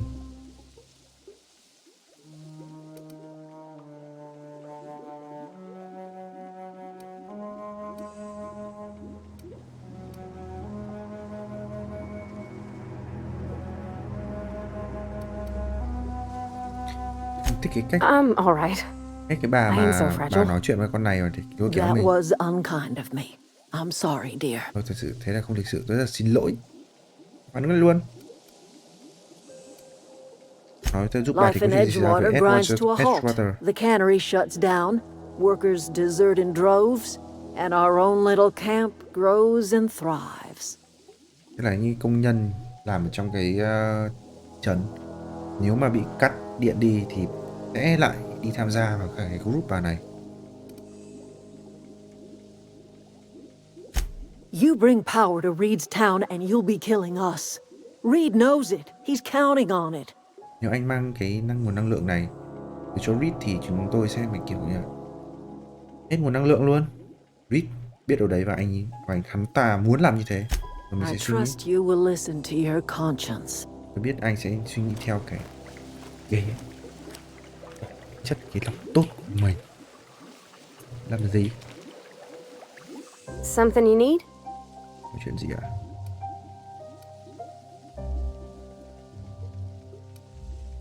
Nói chuyện sau. Nhờ đi đâu?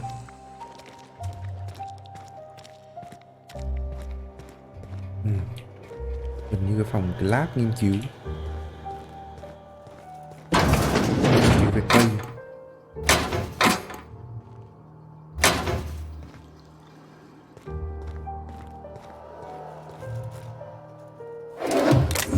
Rồi, đi ra rồi.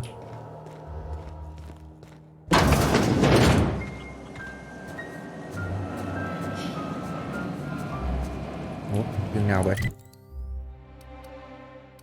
Quay trở lại ra thị trấn này, quay rồi đây. Nhưng bà kia cũng đúng khi mà đi mẹ gà này. Khi mà cái trần kia nó cái công ty Reed nó quá tồi tệ, đối xử kiểu đối với cả nhân viên này, xong rồi kiểu công nhân các thứ kiểu là vắt kiệt sức lao động, kiểu bố nước của bố con Capcom kia nó chết cơ mà, trụy tim chết cơ mà, thế không được. Đúng, ngoài này có tự do hơn, thoải mái hơn, nhưng mà ui cái gì đây, rắn lai đỉa à?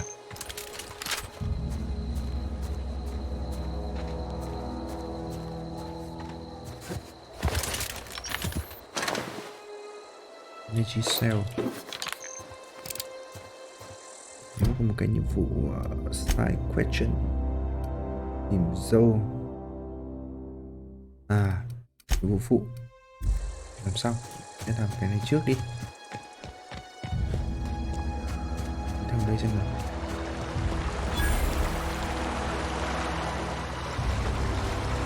Combat room. I always wanted to poke around in here. Bảo vệ rất là chặt chẽ, có phải phá rồi mà rất đấy.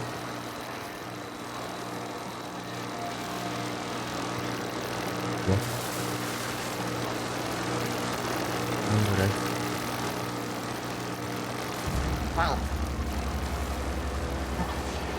Rất nhiều robot để bảo vệ ở đây. Nhìn nào.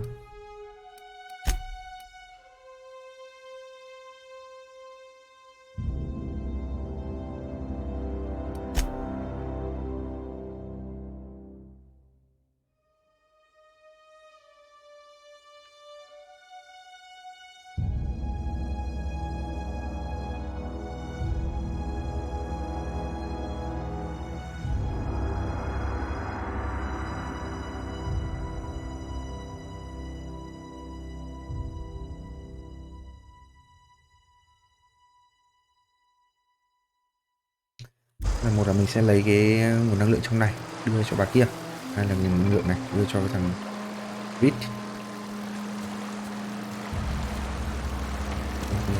Đấy, có đường vào này. Got it. Inside voices.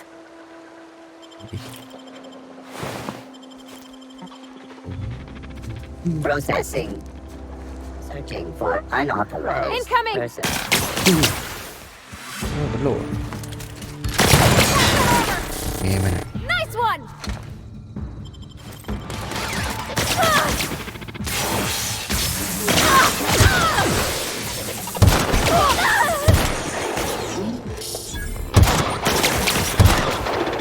Cái nằm rồi.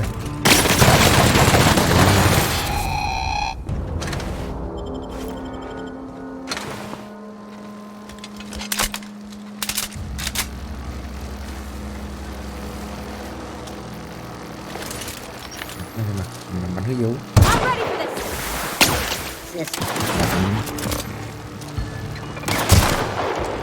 Everyone all right? Mẹ như kiểu khẩu này như kiểu khẩu Winchester.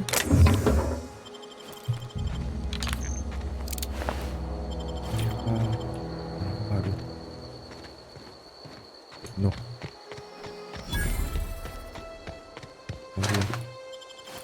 Pistol.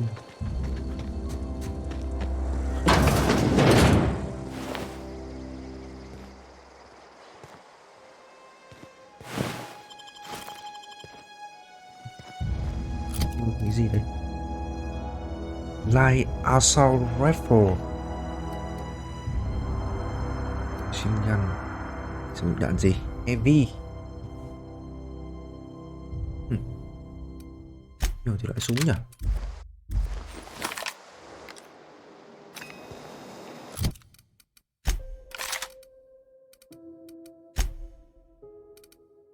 Sáu đa 18.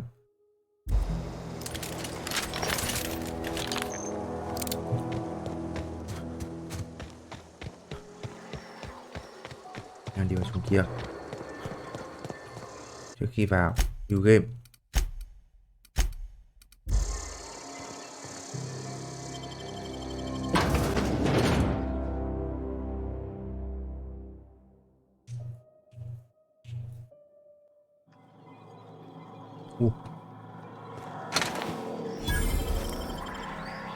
Địch.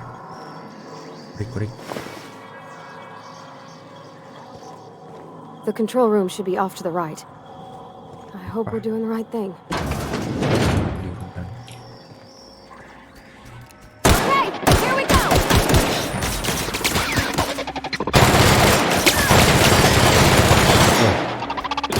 Đâu đấy?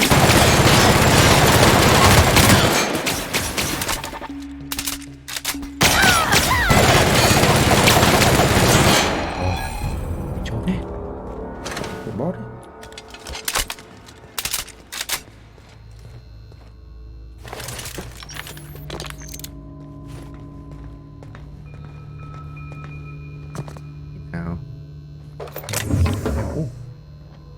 Magnum Hunter Kit Radiant.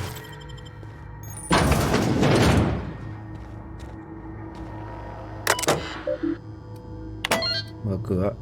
The root.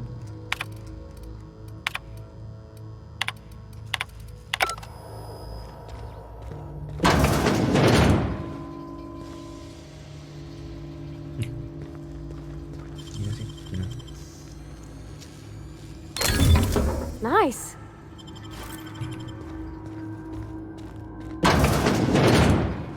Lên đi xuống rồi.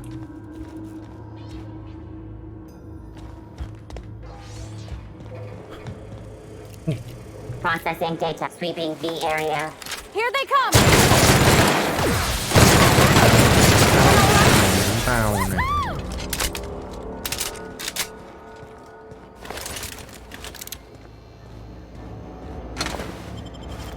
Ít đồ.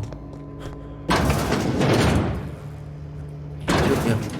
Mình phải đi lên phía trên này xem có gì không nào. Đấy.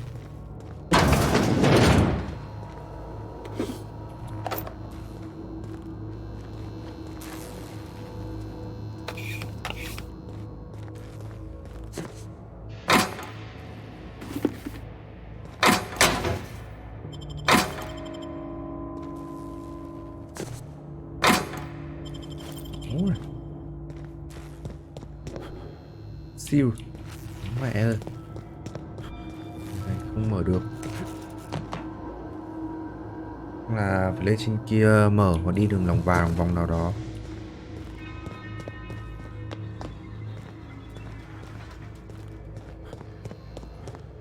Hết đường này đi rồi.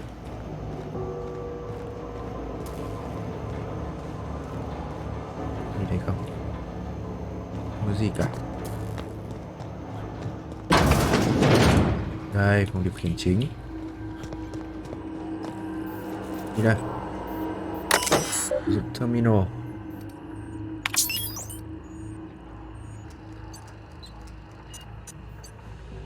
Trip power.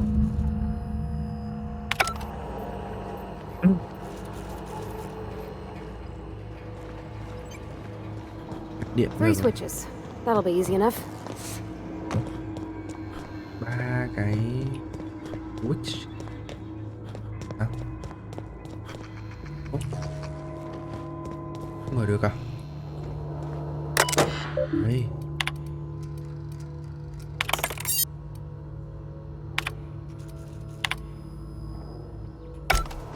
Rồi. Nào, lại đánh boss nào.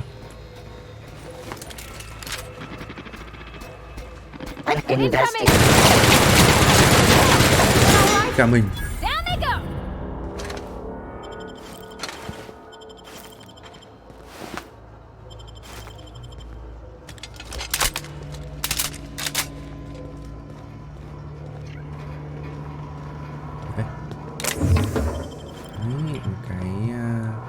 Gậy cái dụng cụ để hack.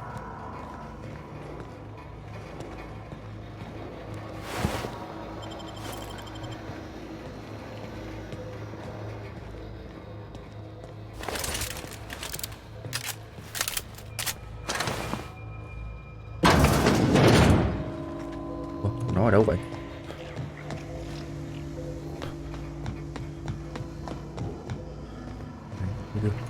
Mỗi đường dưới kia thôi.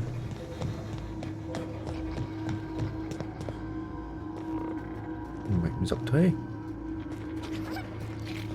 Processing. Robot.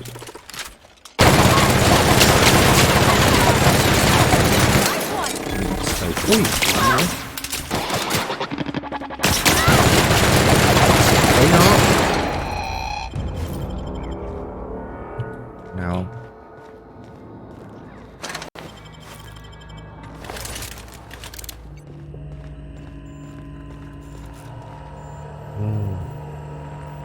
Test the password. Khám phá cái này được.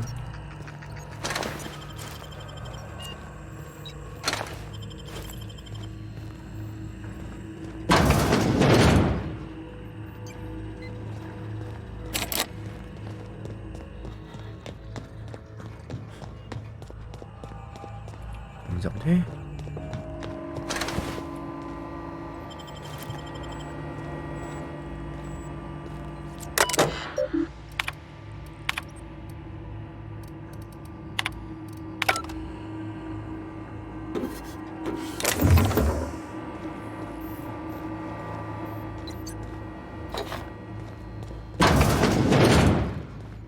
Trong vòng.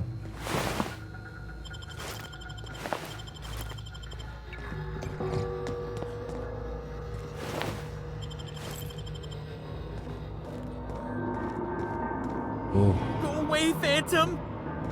Get away!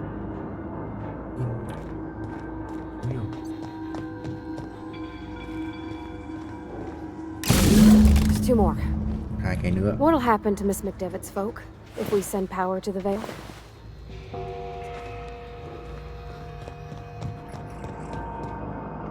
Đây. Dưới này. Ui. Bao nhiêu liệu.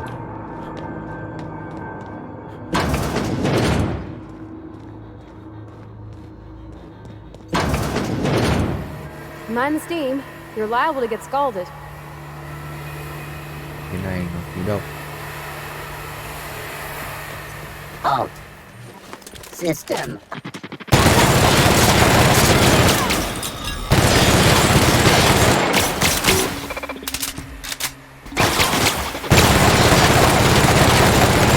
That's the last of them.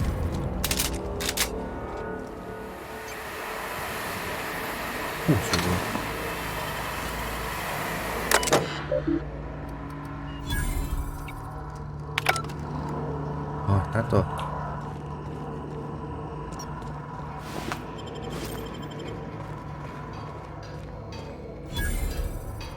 Bench. Hình như để chế đồ.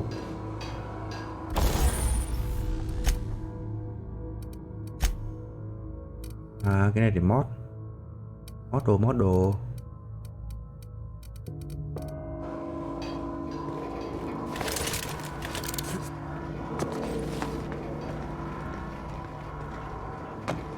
Where's to go?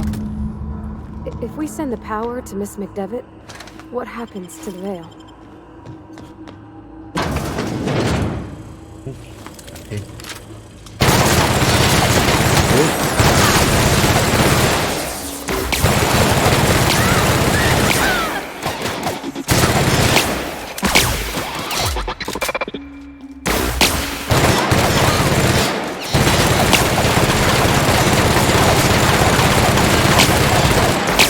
Xây cả bằng chưa?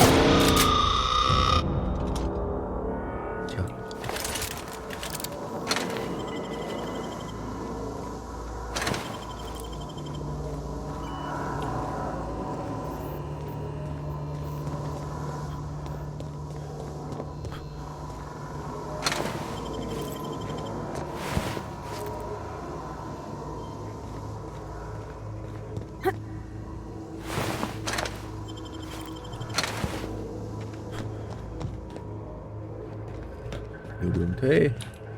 Gì đây? Aerial. Rồi. That's the last. I'm not sure what the ride is. Gì đây? All I know is the decision's final. Đây là cái quyết định cuối cùng quan trọng. Giờ đi làm gì?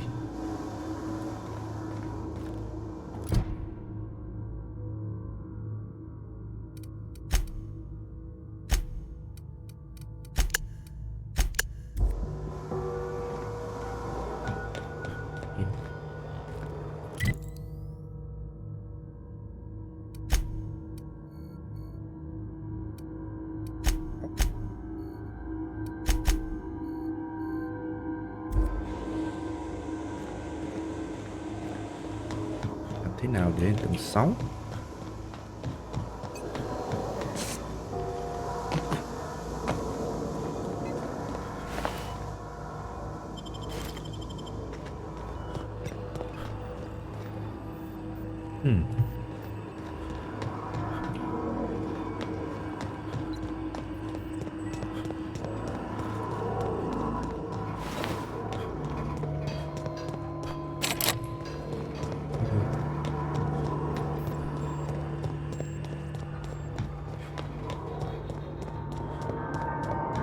Not real. You're not real. Ghi này thằng nào vậy?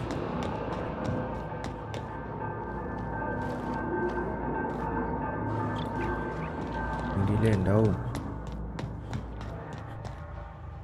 Go away, Phantom.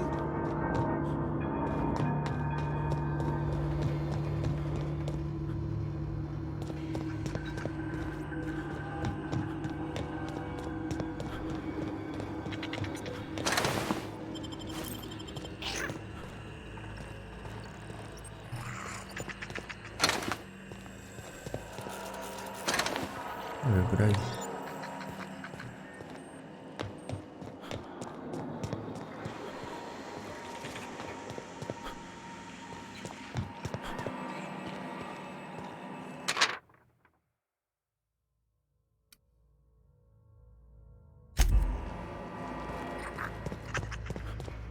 Mẹ, mới nhiệm vụ đầu mà đã lằng nhằng thế.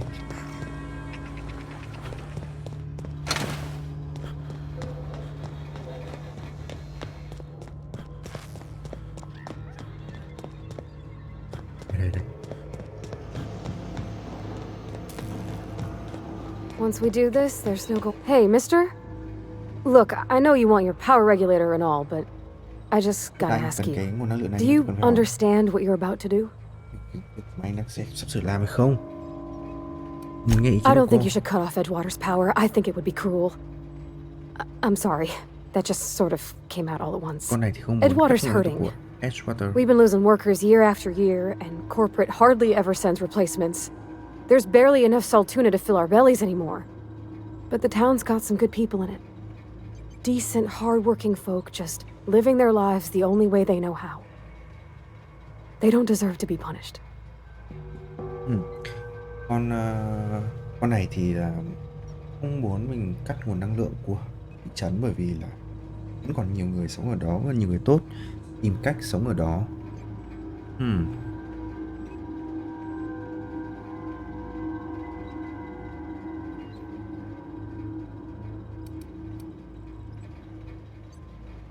Nhưng mà có hai câu trả lời, một là mình hướng về phía thị trấn, hai là hướng về cái cộng đồng kia. Miss McDevitt's built something beautiful. Somehow she's talked the ground into giving life again. It's plain to see she's made the Vale a better place. Fed the hungry, tended the sick. Gave a home to those that had none. But Miss McDevitt delights in Edgewater's suffering. She wants to hurt the town. Do you really want to be party to that kind of hatred? That sure sounds like Mr. Thompson. If he was standing here, I imagine he'd remind us of how we're all one big, happy Spacer's Choice family. In Mr. Thompson's eyes, those deserters are still part of the Spacer's Choice family. The family must work together in order to survive. I hate to say it, but I think Mr. Thompson's got a point. Unless those deserters come back, Edgewater's as good as dead. Cutting off their power might be the only way. Sorry, I didn't mean to babble on like that. I felt like I had to say something.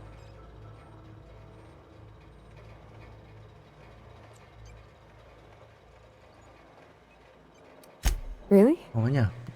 I mean, wow. Thanks. No one's ever told me those words in that order.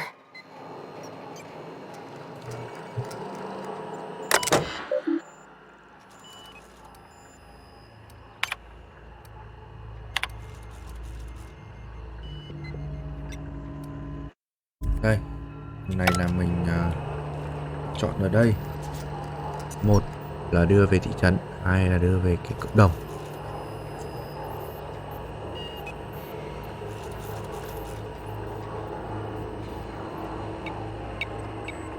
Như tôi sẽ đưa về cộng đồng. Để nhìn thực sự một cái thị trấn, rồi mẹ cái thằng củ lìn kia nó đi đòi nợ ấy. Ồ, người trong đấy sống ích kỷ, hèn ép, giống là khổ sai ấy.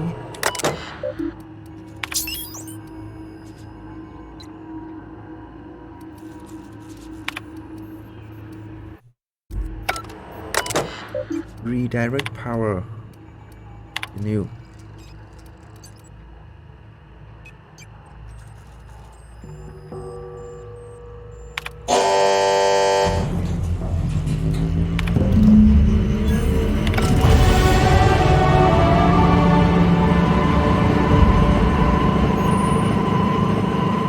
Chuyển tới cộng đồng rồi.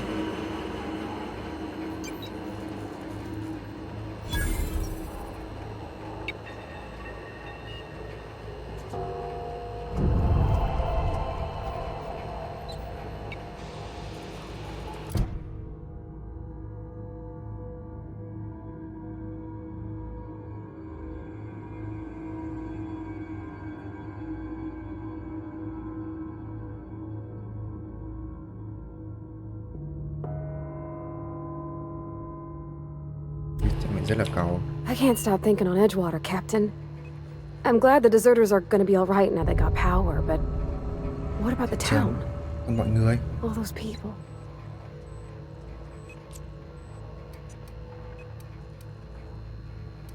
Mình sẽ tới. Nào, khi tớ phải trả giá vào một cuộc chiến này.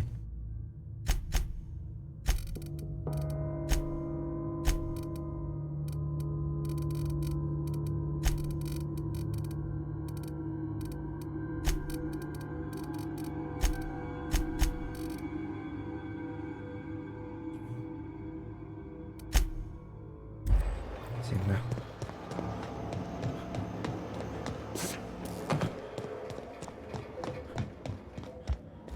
Ủa, giờ đi đường nào ta? Dạ. Đi theo đầu. Này, ngược lại. Nó rộng quá.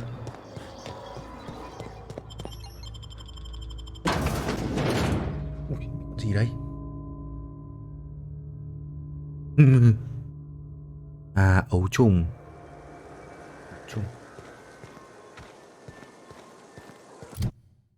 À, mình đã có điểm perk rồi. Tăng điểm này rồi. tăng mỗi điểm perk mình tăng một lần.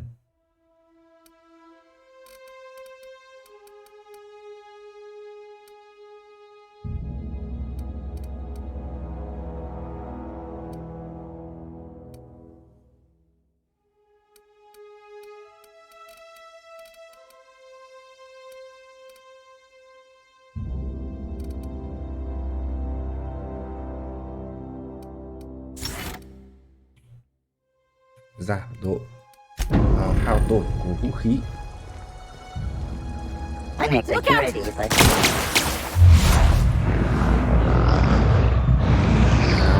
Sao? Hết đạn. Bouncing off! Hết đạn thôi.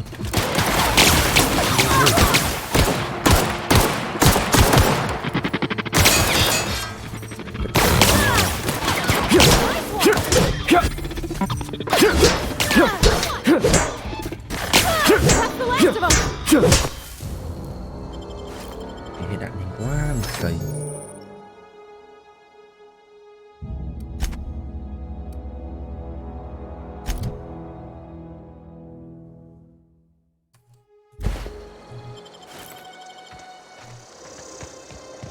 Tôi sấy nhiều quá, hết đạn.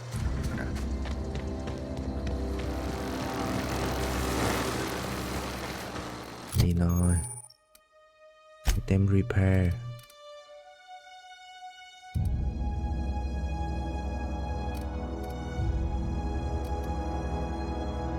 Làm hết sạch luôn.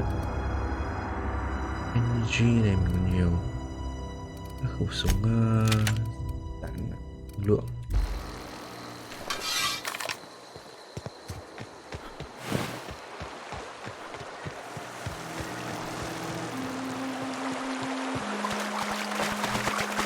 Không phải có đây được rồi.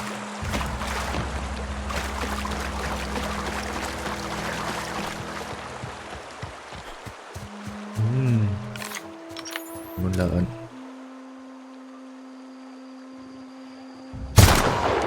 Phát vào đầu.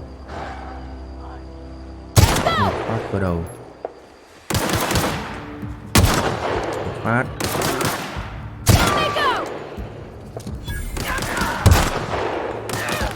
Don't mess with us.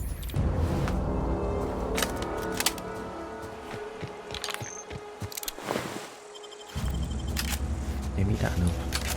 Đúng không?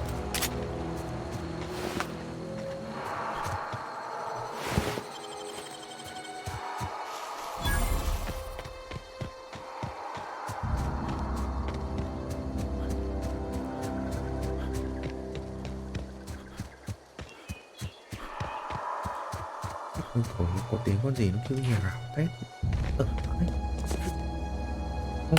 Ở đây được. Không cho nhảy vào.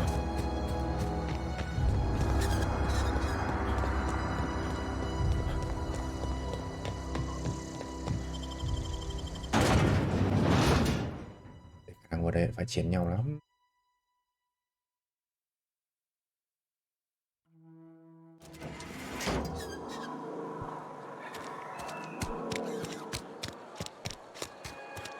Người đình công đây. Maybe Adelaide was right to leave. Desertion is a criminal offense, punishable by hard labor.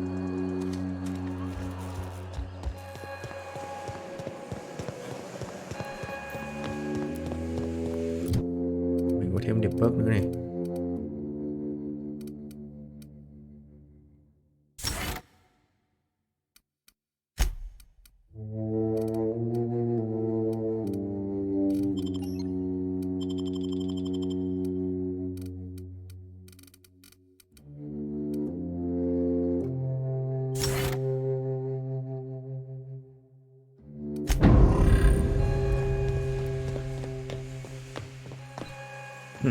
You want to know what gets my bile churning? Edgewater has suffered a cavalcade of disasters, plague, marauders, desertion. Then you wandered in town. And I was so damn sure our luck was starting to turn. Rất kinh khủng mà anh đi qua và anh lại làm thêm chuyện mà kinh khủng không kém. Just answer one question for me. Anh trả lời một câu hỏi của tôi thôi. Why'd you do it? Anh làm chuyện này.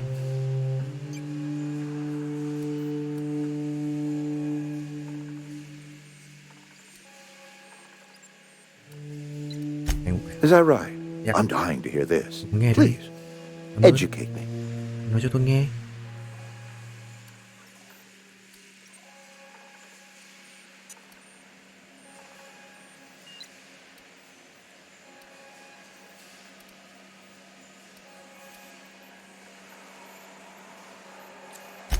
Liberating? Edgewater is my home. The only home I've ever had. I put down roots here, gave decades of my life to this place. I never asked to be liberated. Whatever you were hoping to find down here, I advise you to turn around and leave. I have got guards posted with orders to fire on you.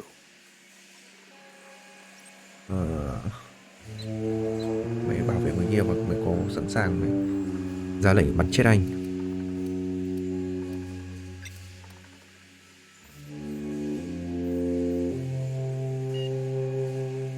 All right, easy now. Let's not do anything we'll regret. Đừng làm cái gì chúng ta phải. I'll order my guards to stand down.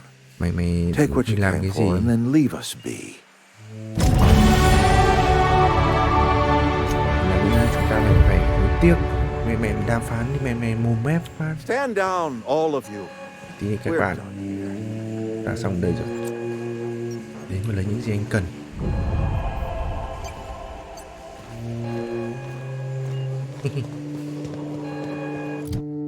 Point lên ngay, điểm up luôn. Never luôn.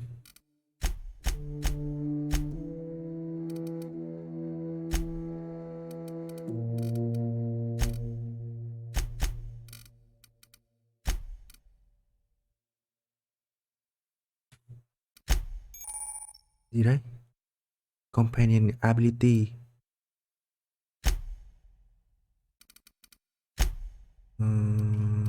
Một điểm.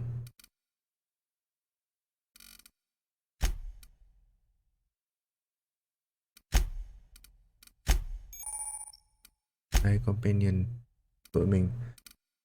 Mình có thể thay được vũ khí nè.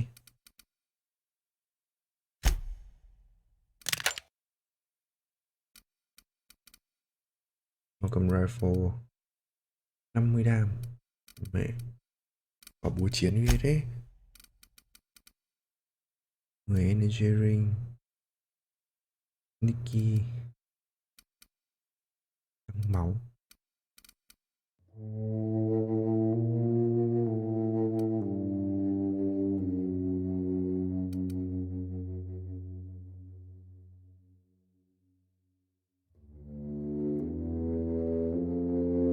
Cái này sẽ là dụ dỗ bọn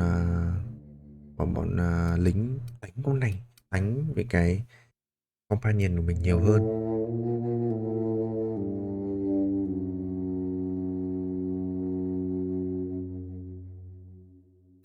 Đi rút ra. Đây hai luôn này.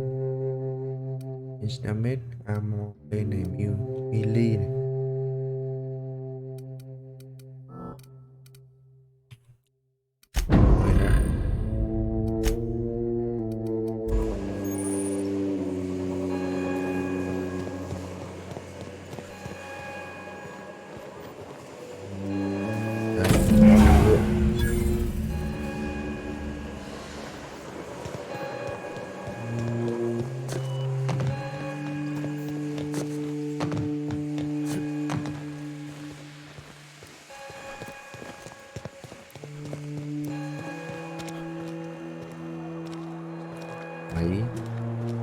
What are we supposed to do now? Phải làm gì đây? Exercise patience and contemplate the scriptures. Bình tĩnh. Hai question. Phải tìm dâu. Lời hứa chúng ta đã hứa rồi, chúng ta phải làm.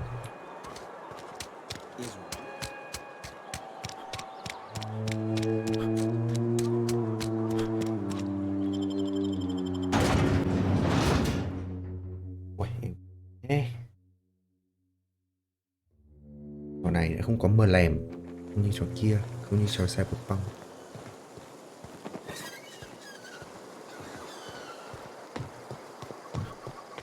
Đấy, ở đây là về tàu à.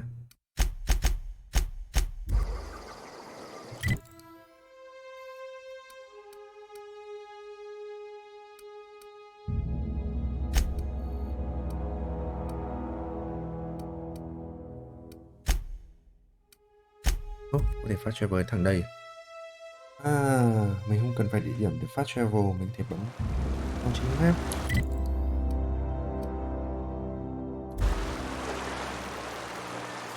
Như nhờ.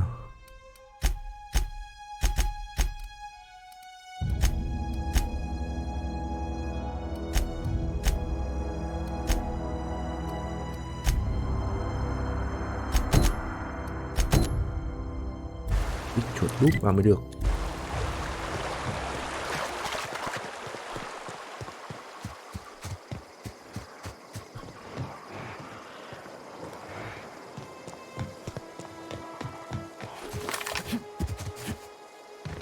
Kéo nhảy qua khúc gỗ là sao?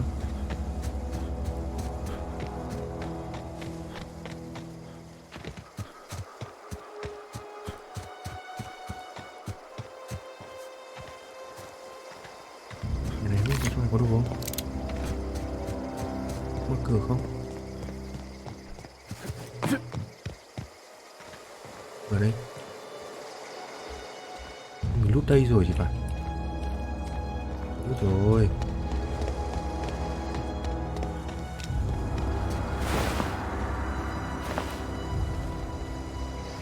Hút hết đây rồi.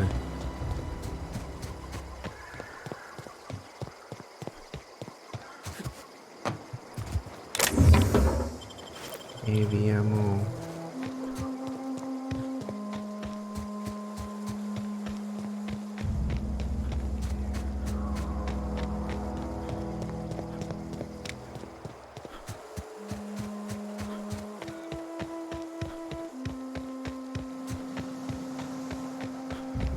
Nói chuyện với bà kia xem nào.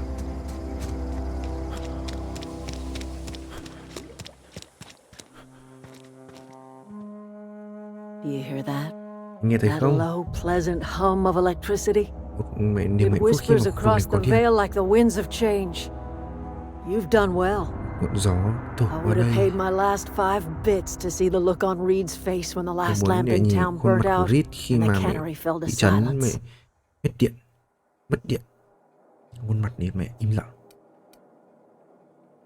Giờ như thế nào đây? Time's come to look toward the future. We'll Nhìn hướng về grow, tương I lai, expect. chúng tôi sẽ phát triển. A lot of workers out there with nowhere else to go. Rất nhiều người công nhân ngoài kia không có nơi nào để tới.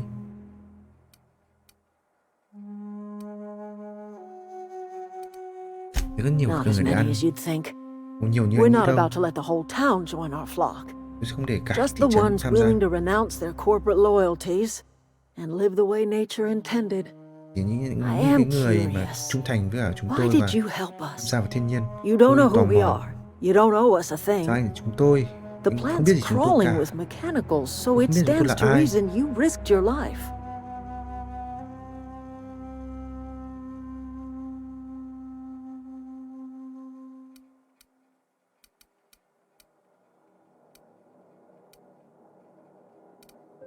You're not quite like anyone else I've met. Thì nơi này tốt hơn. You haven't had your consciousness programmed by the board. You're welcome among us if you're ever so inclined. Anh hoàn toàn được chào mừng chúng tôi nếu anh có ý định ở lại. Steal được chưa? Mình vẫn phải steal lấy đồ, vẫn là trộm mà đủ mà.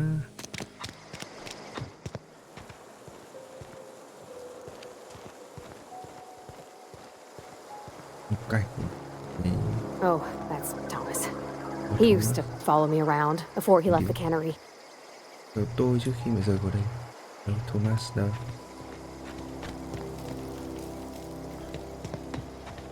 Đây, Thomas đây. Oh, didn't see you there. I was just occupying myself with a little engineering. Whoa, Miss Parvati. Hey, you're, what, how are you? Hi. Hi. Hello. Are you, are things safe out here? Từ ngoài này an toàn How are you không? keeping? Người Great, just great. I've been trying to keep stuff running, just like you. Only I'm not so... Wait, they didn't kick you out, did they? Không đuổi cô ra chứ? Oh gosh, no, I'm just along with this fella here. Chỉ theo người... Are you from town? I mean, you don't exactly look like you're from town. Anh trông phải không phải người trong thị trấn.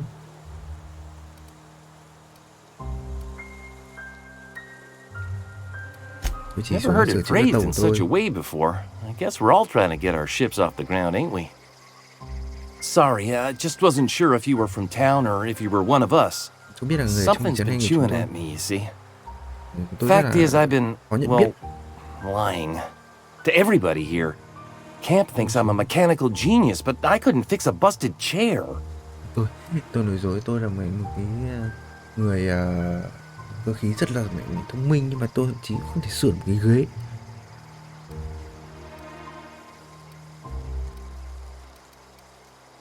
I'll take all the help I can get. Học đi, I không được set quá my muộn. mind to learning the craft of the engineer, you see. I want to make something of myself. Muốn làm một thứ. You ever heard of the Young Spacer's Guide to Mechanical Engineering? Comes in a set of 3.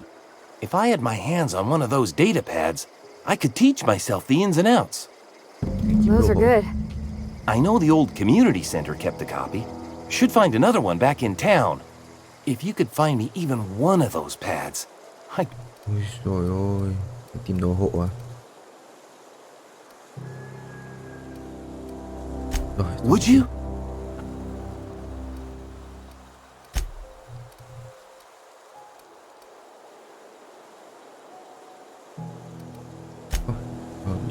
mình tìm đồ hộ vậy.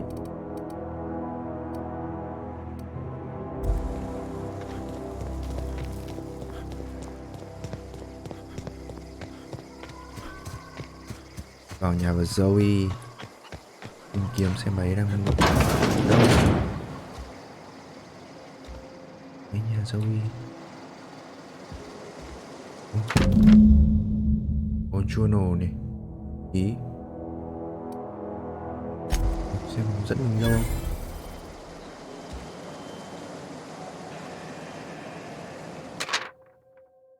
Tháng 12.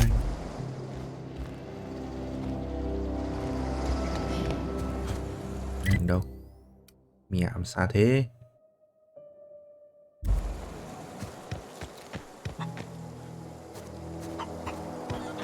Này phát sáng à? Quả này. Được không? Đây. Apple. Táo. Này, để nói chuyện thử với bạn này xem. What is it? Có gì nói cả, không thông báo được. Ok, có lẽ tôi sẽ kết thúc buổi stream con game mới The Outer World ở đây thôi. Cảm ơn mọi người theo dõi, rất mong mọi người ủng hộ buổi livestream của tôi. Thì like, share fanpage và bấm chuông subscribe kênh YouTube để theo dõi các buổi livestream tiếp theo của tôi. Bye bye, xin chào mọi người.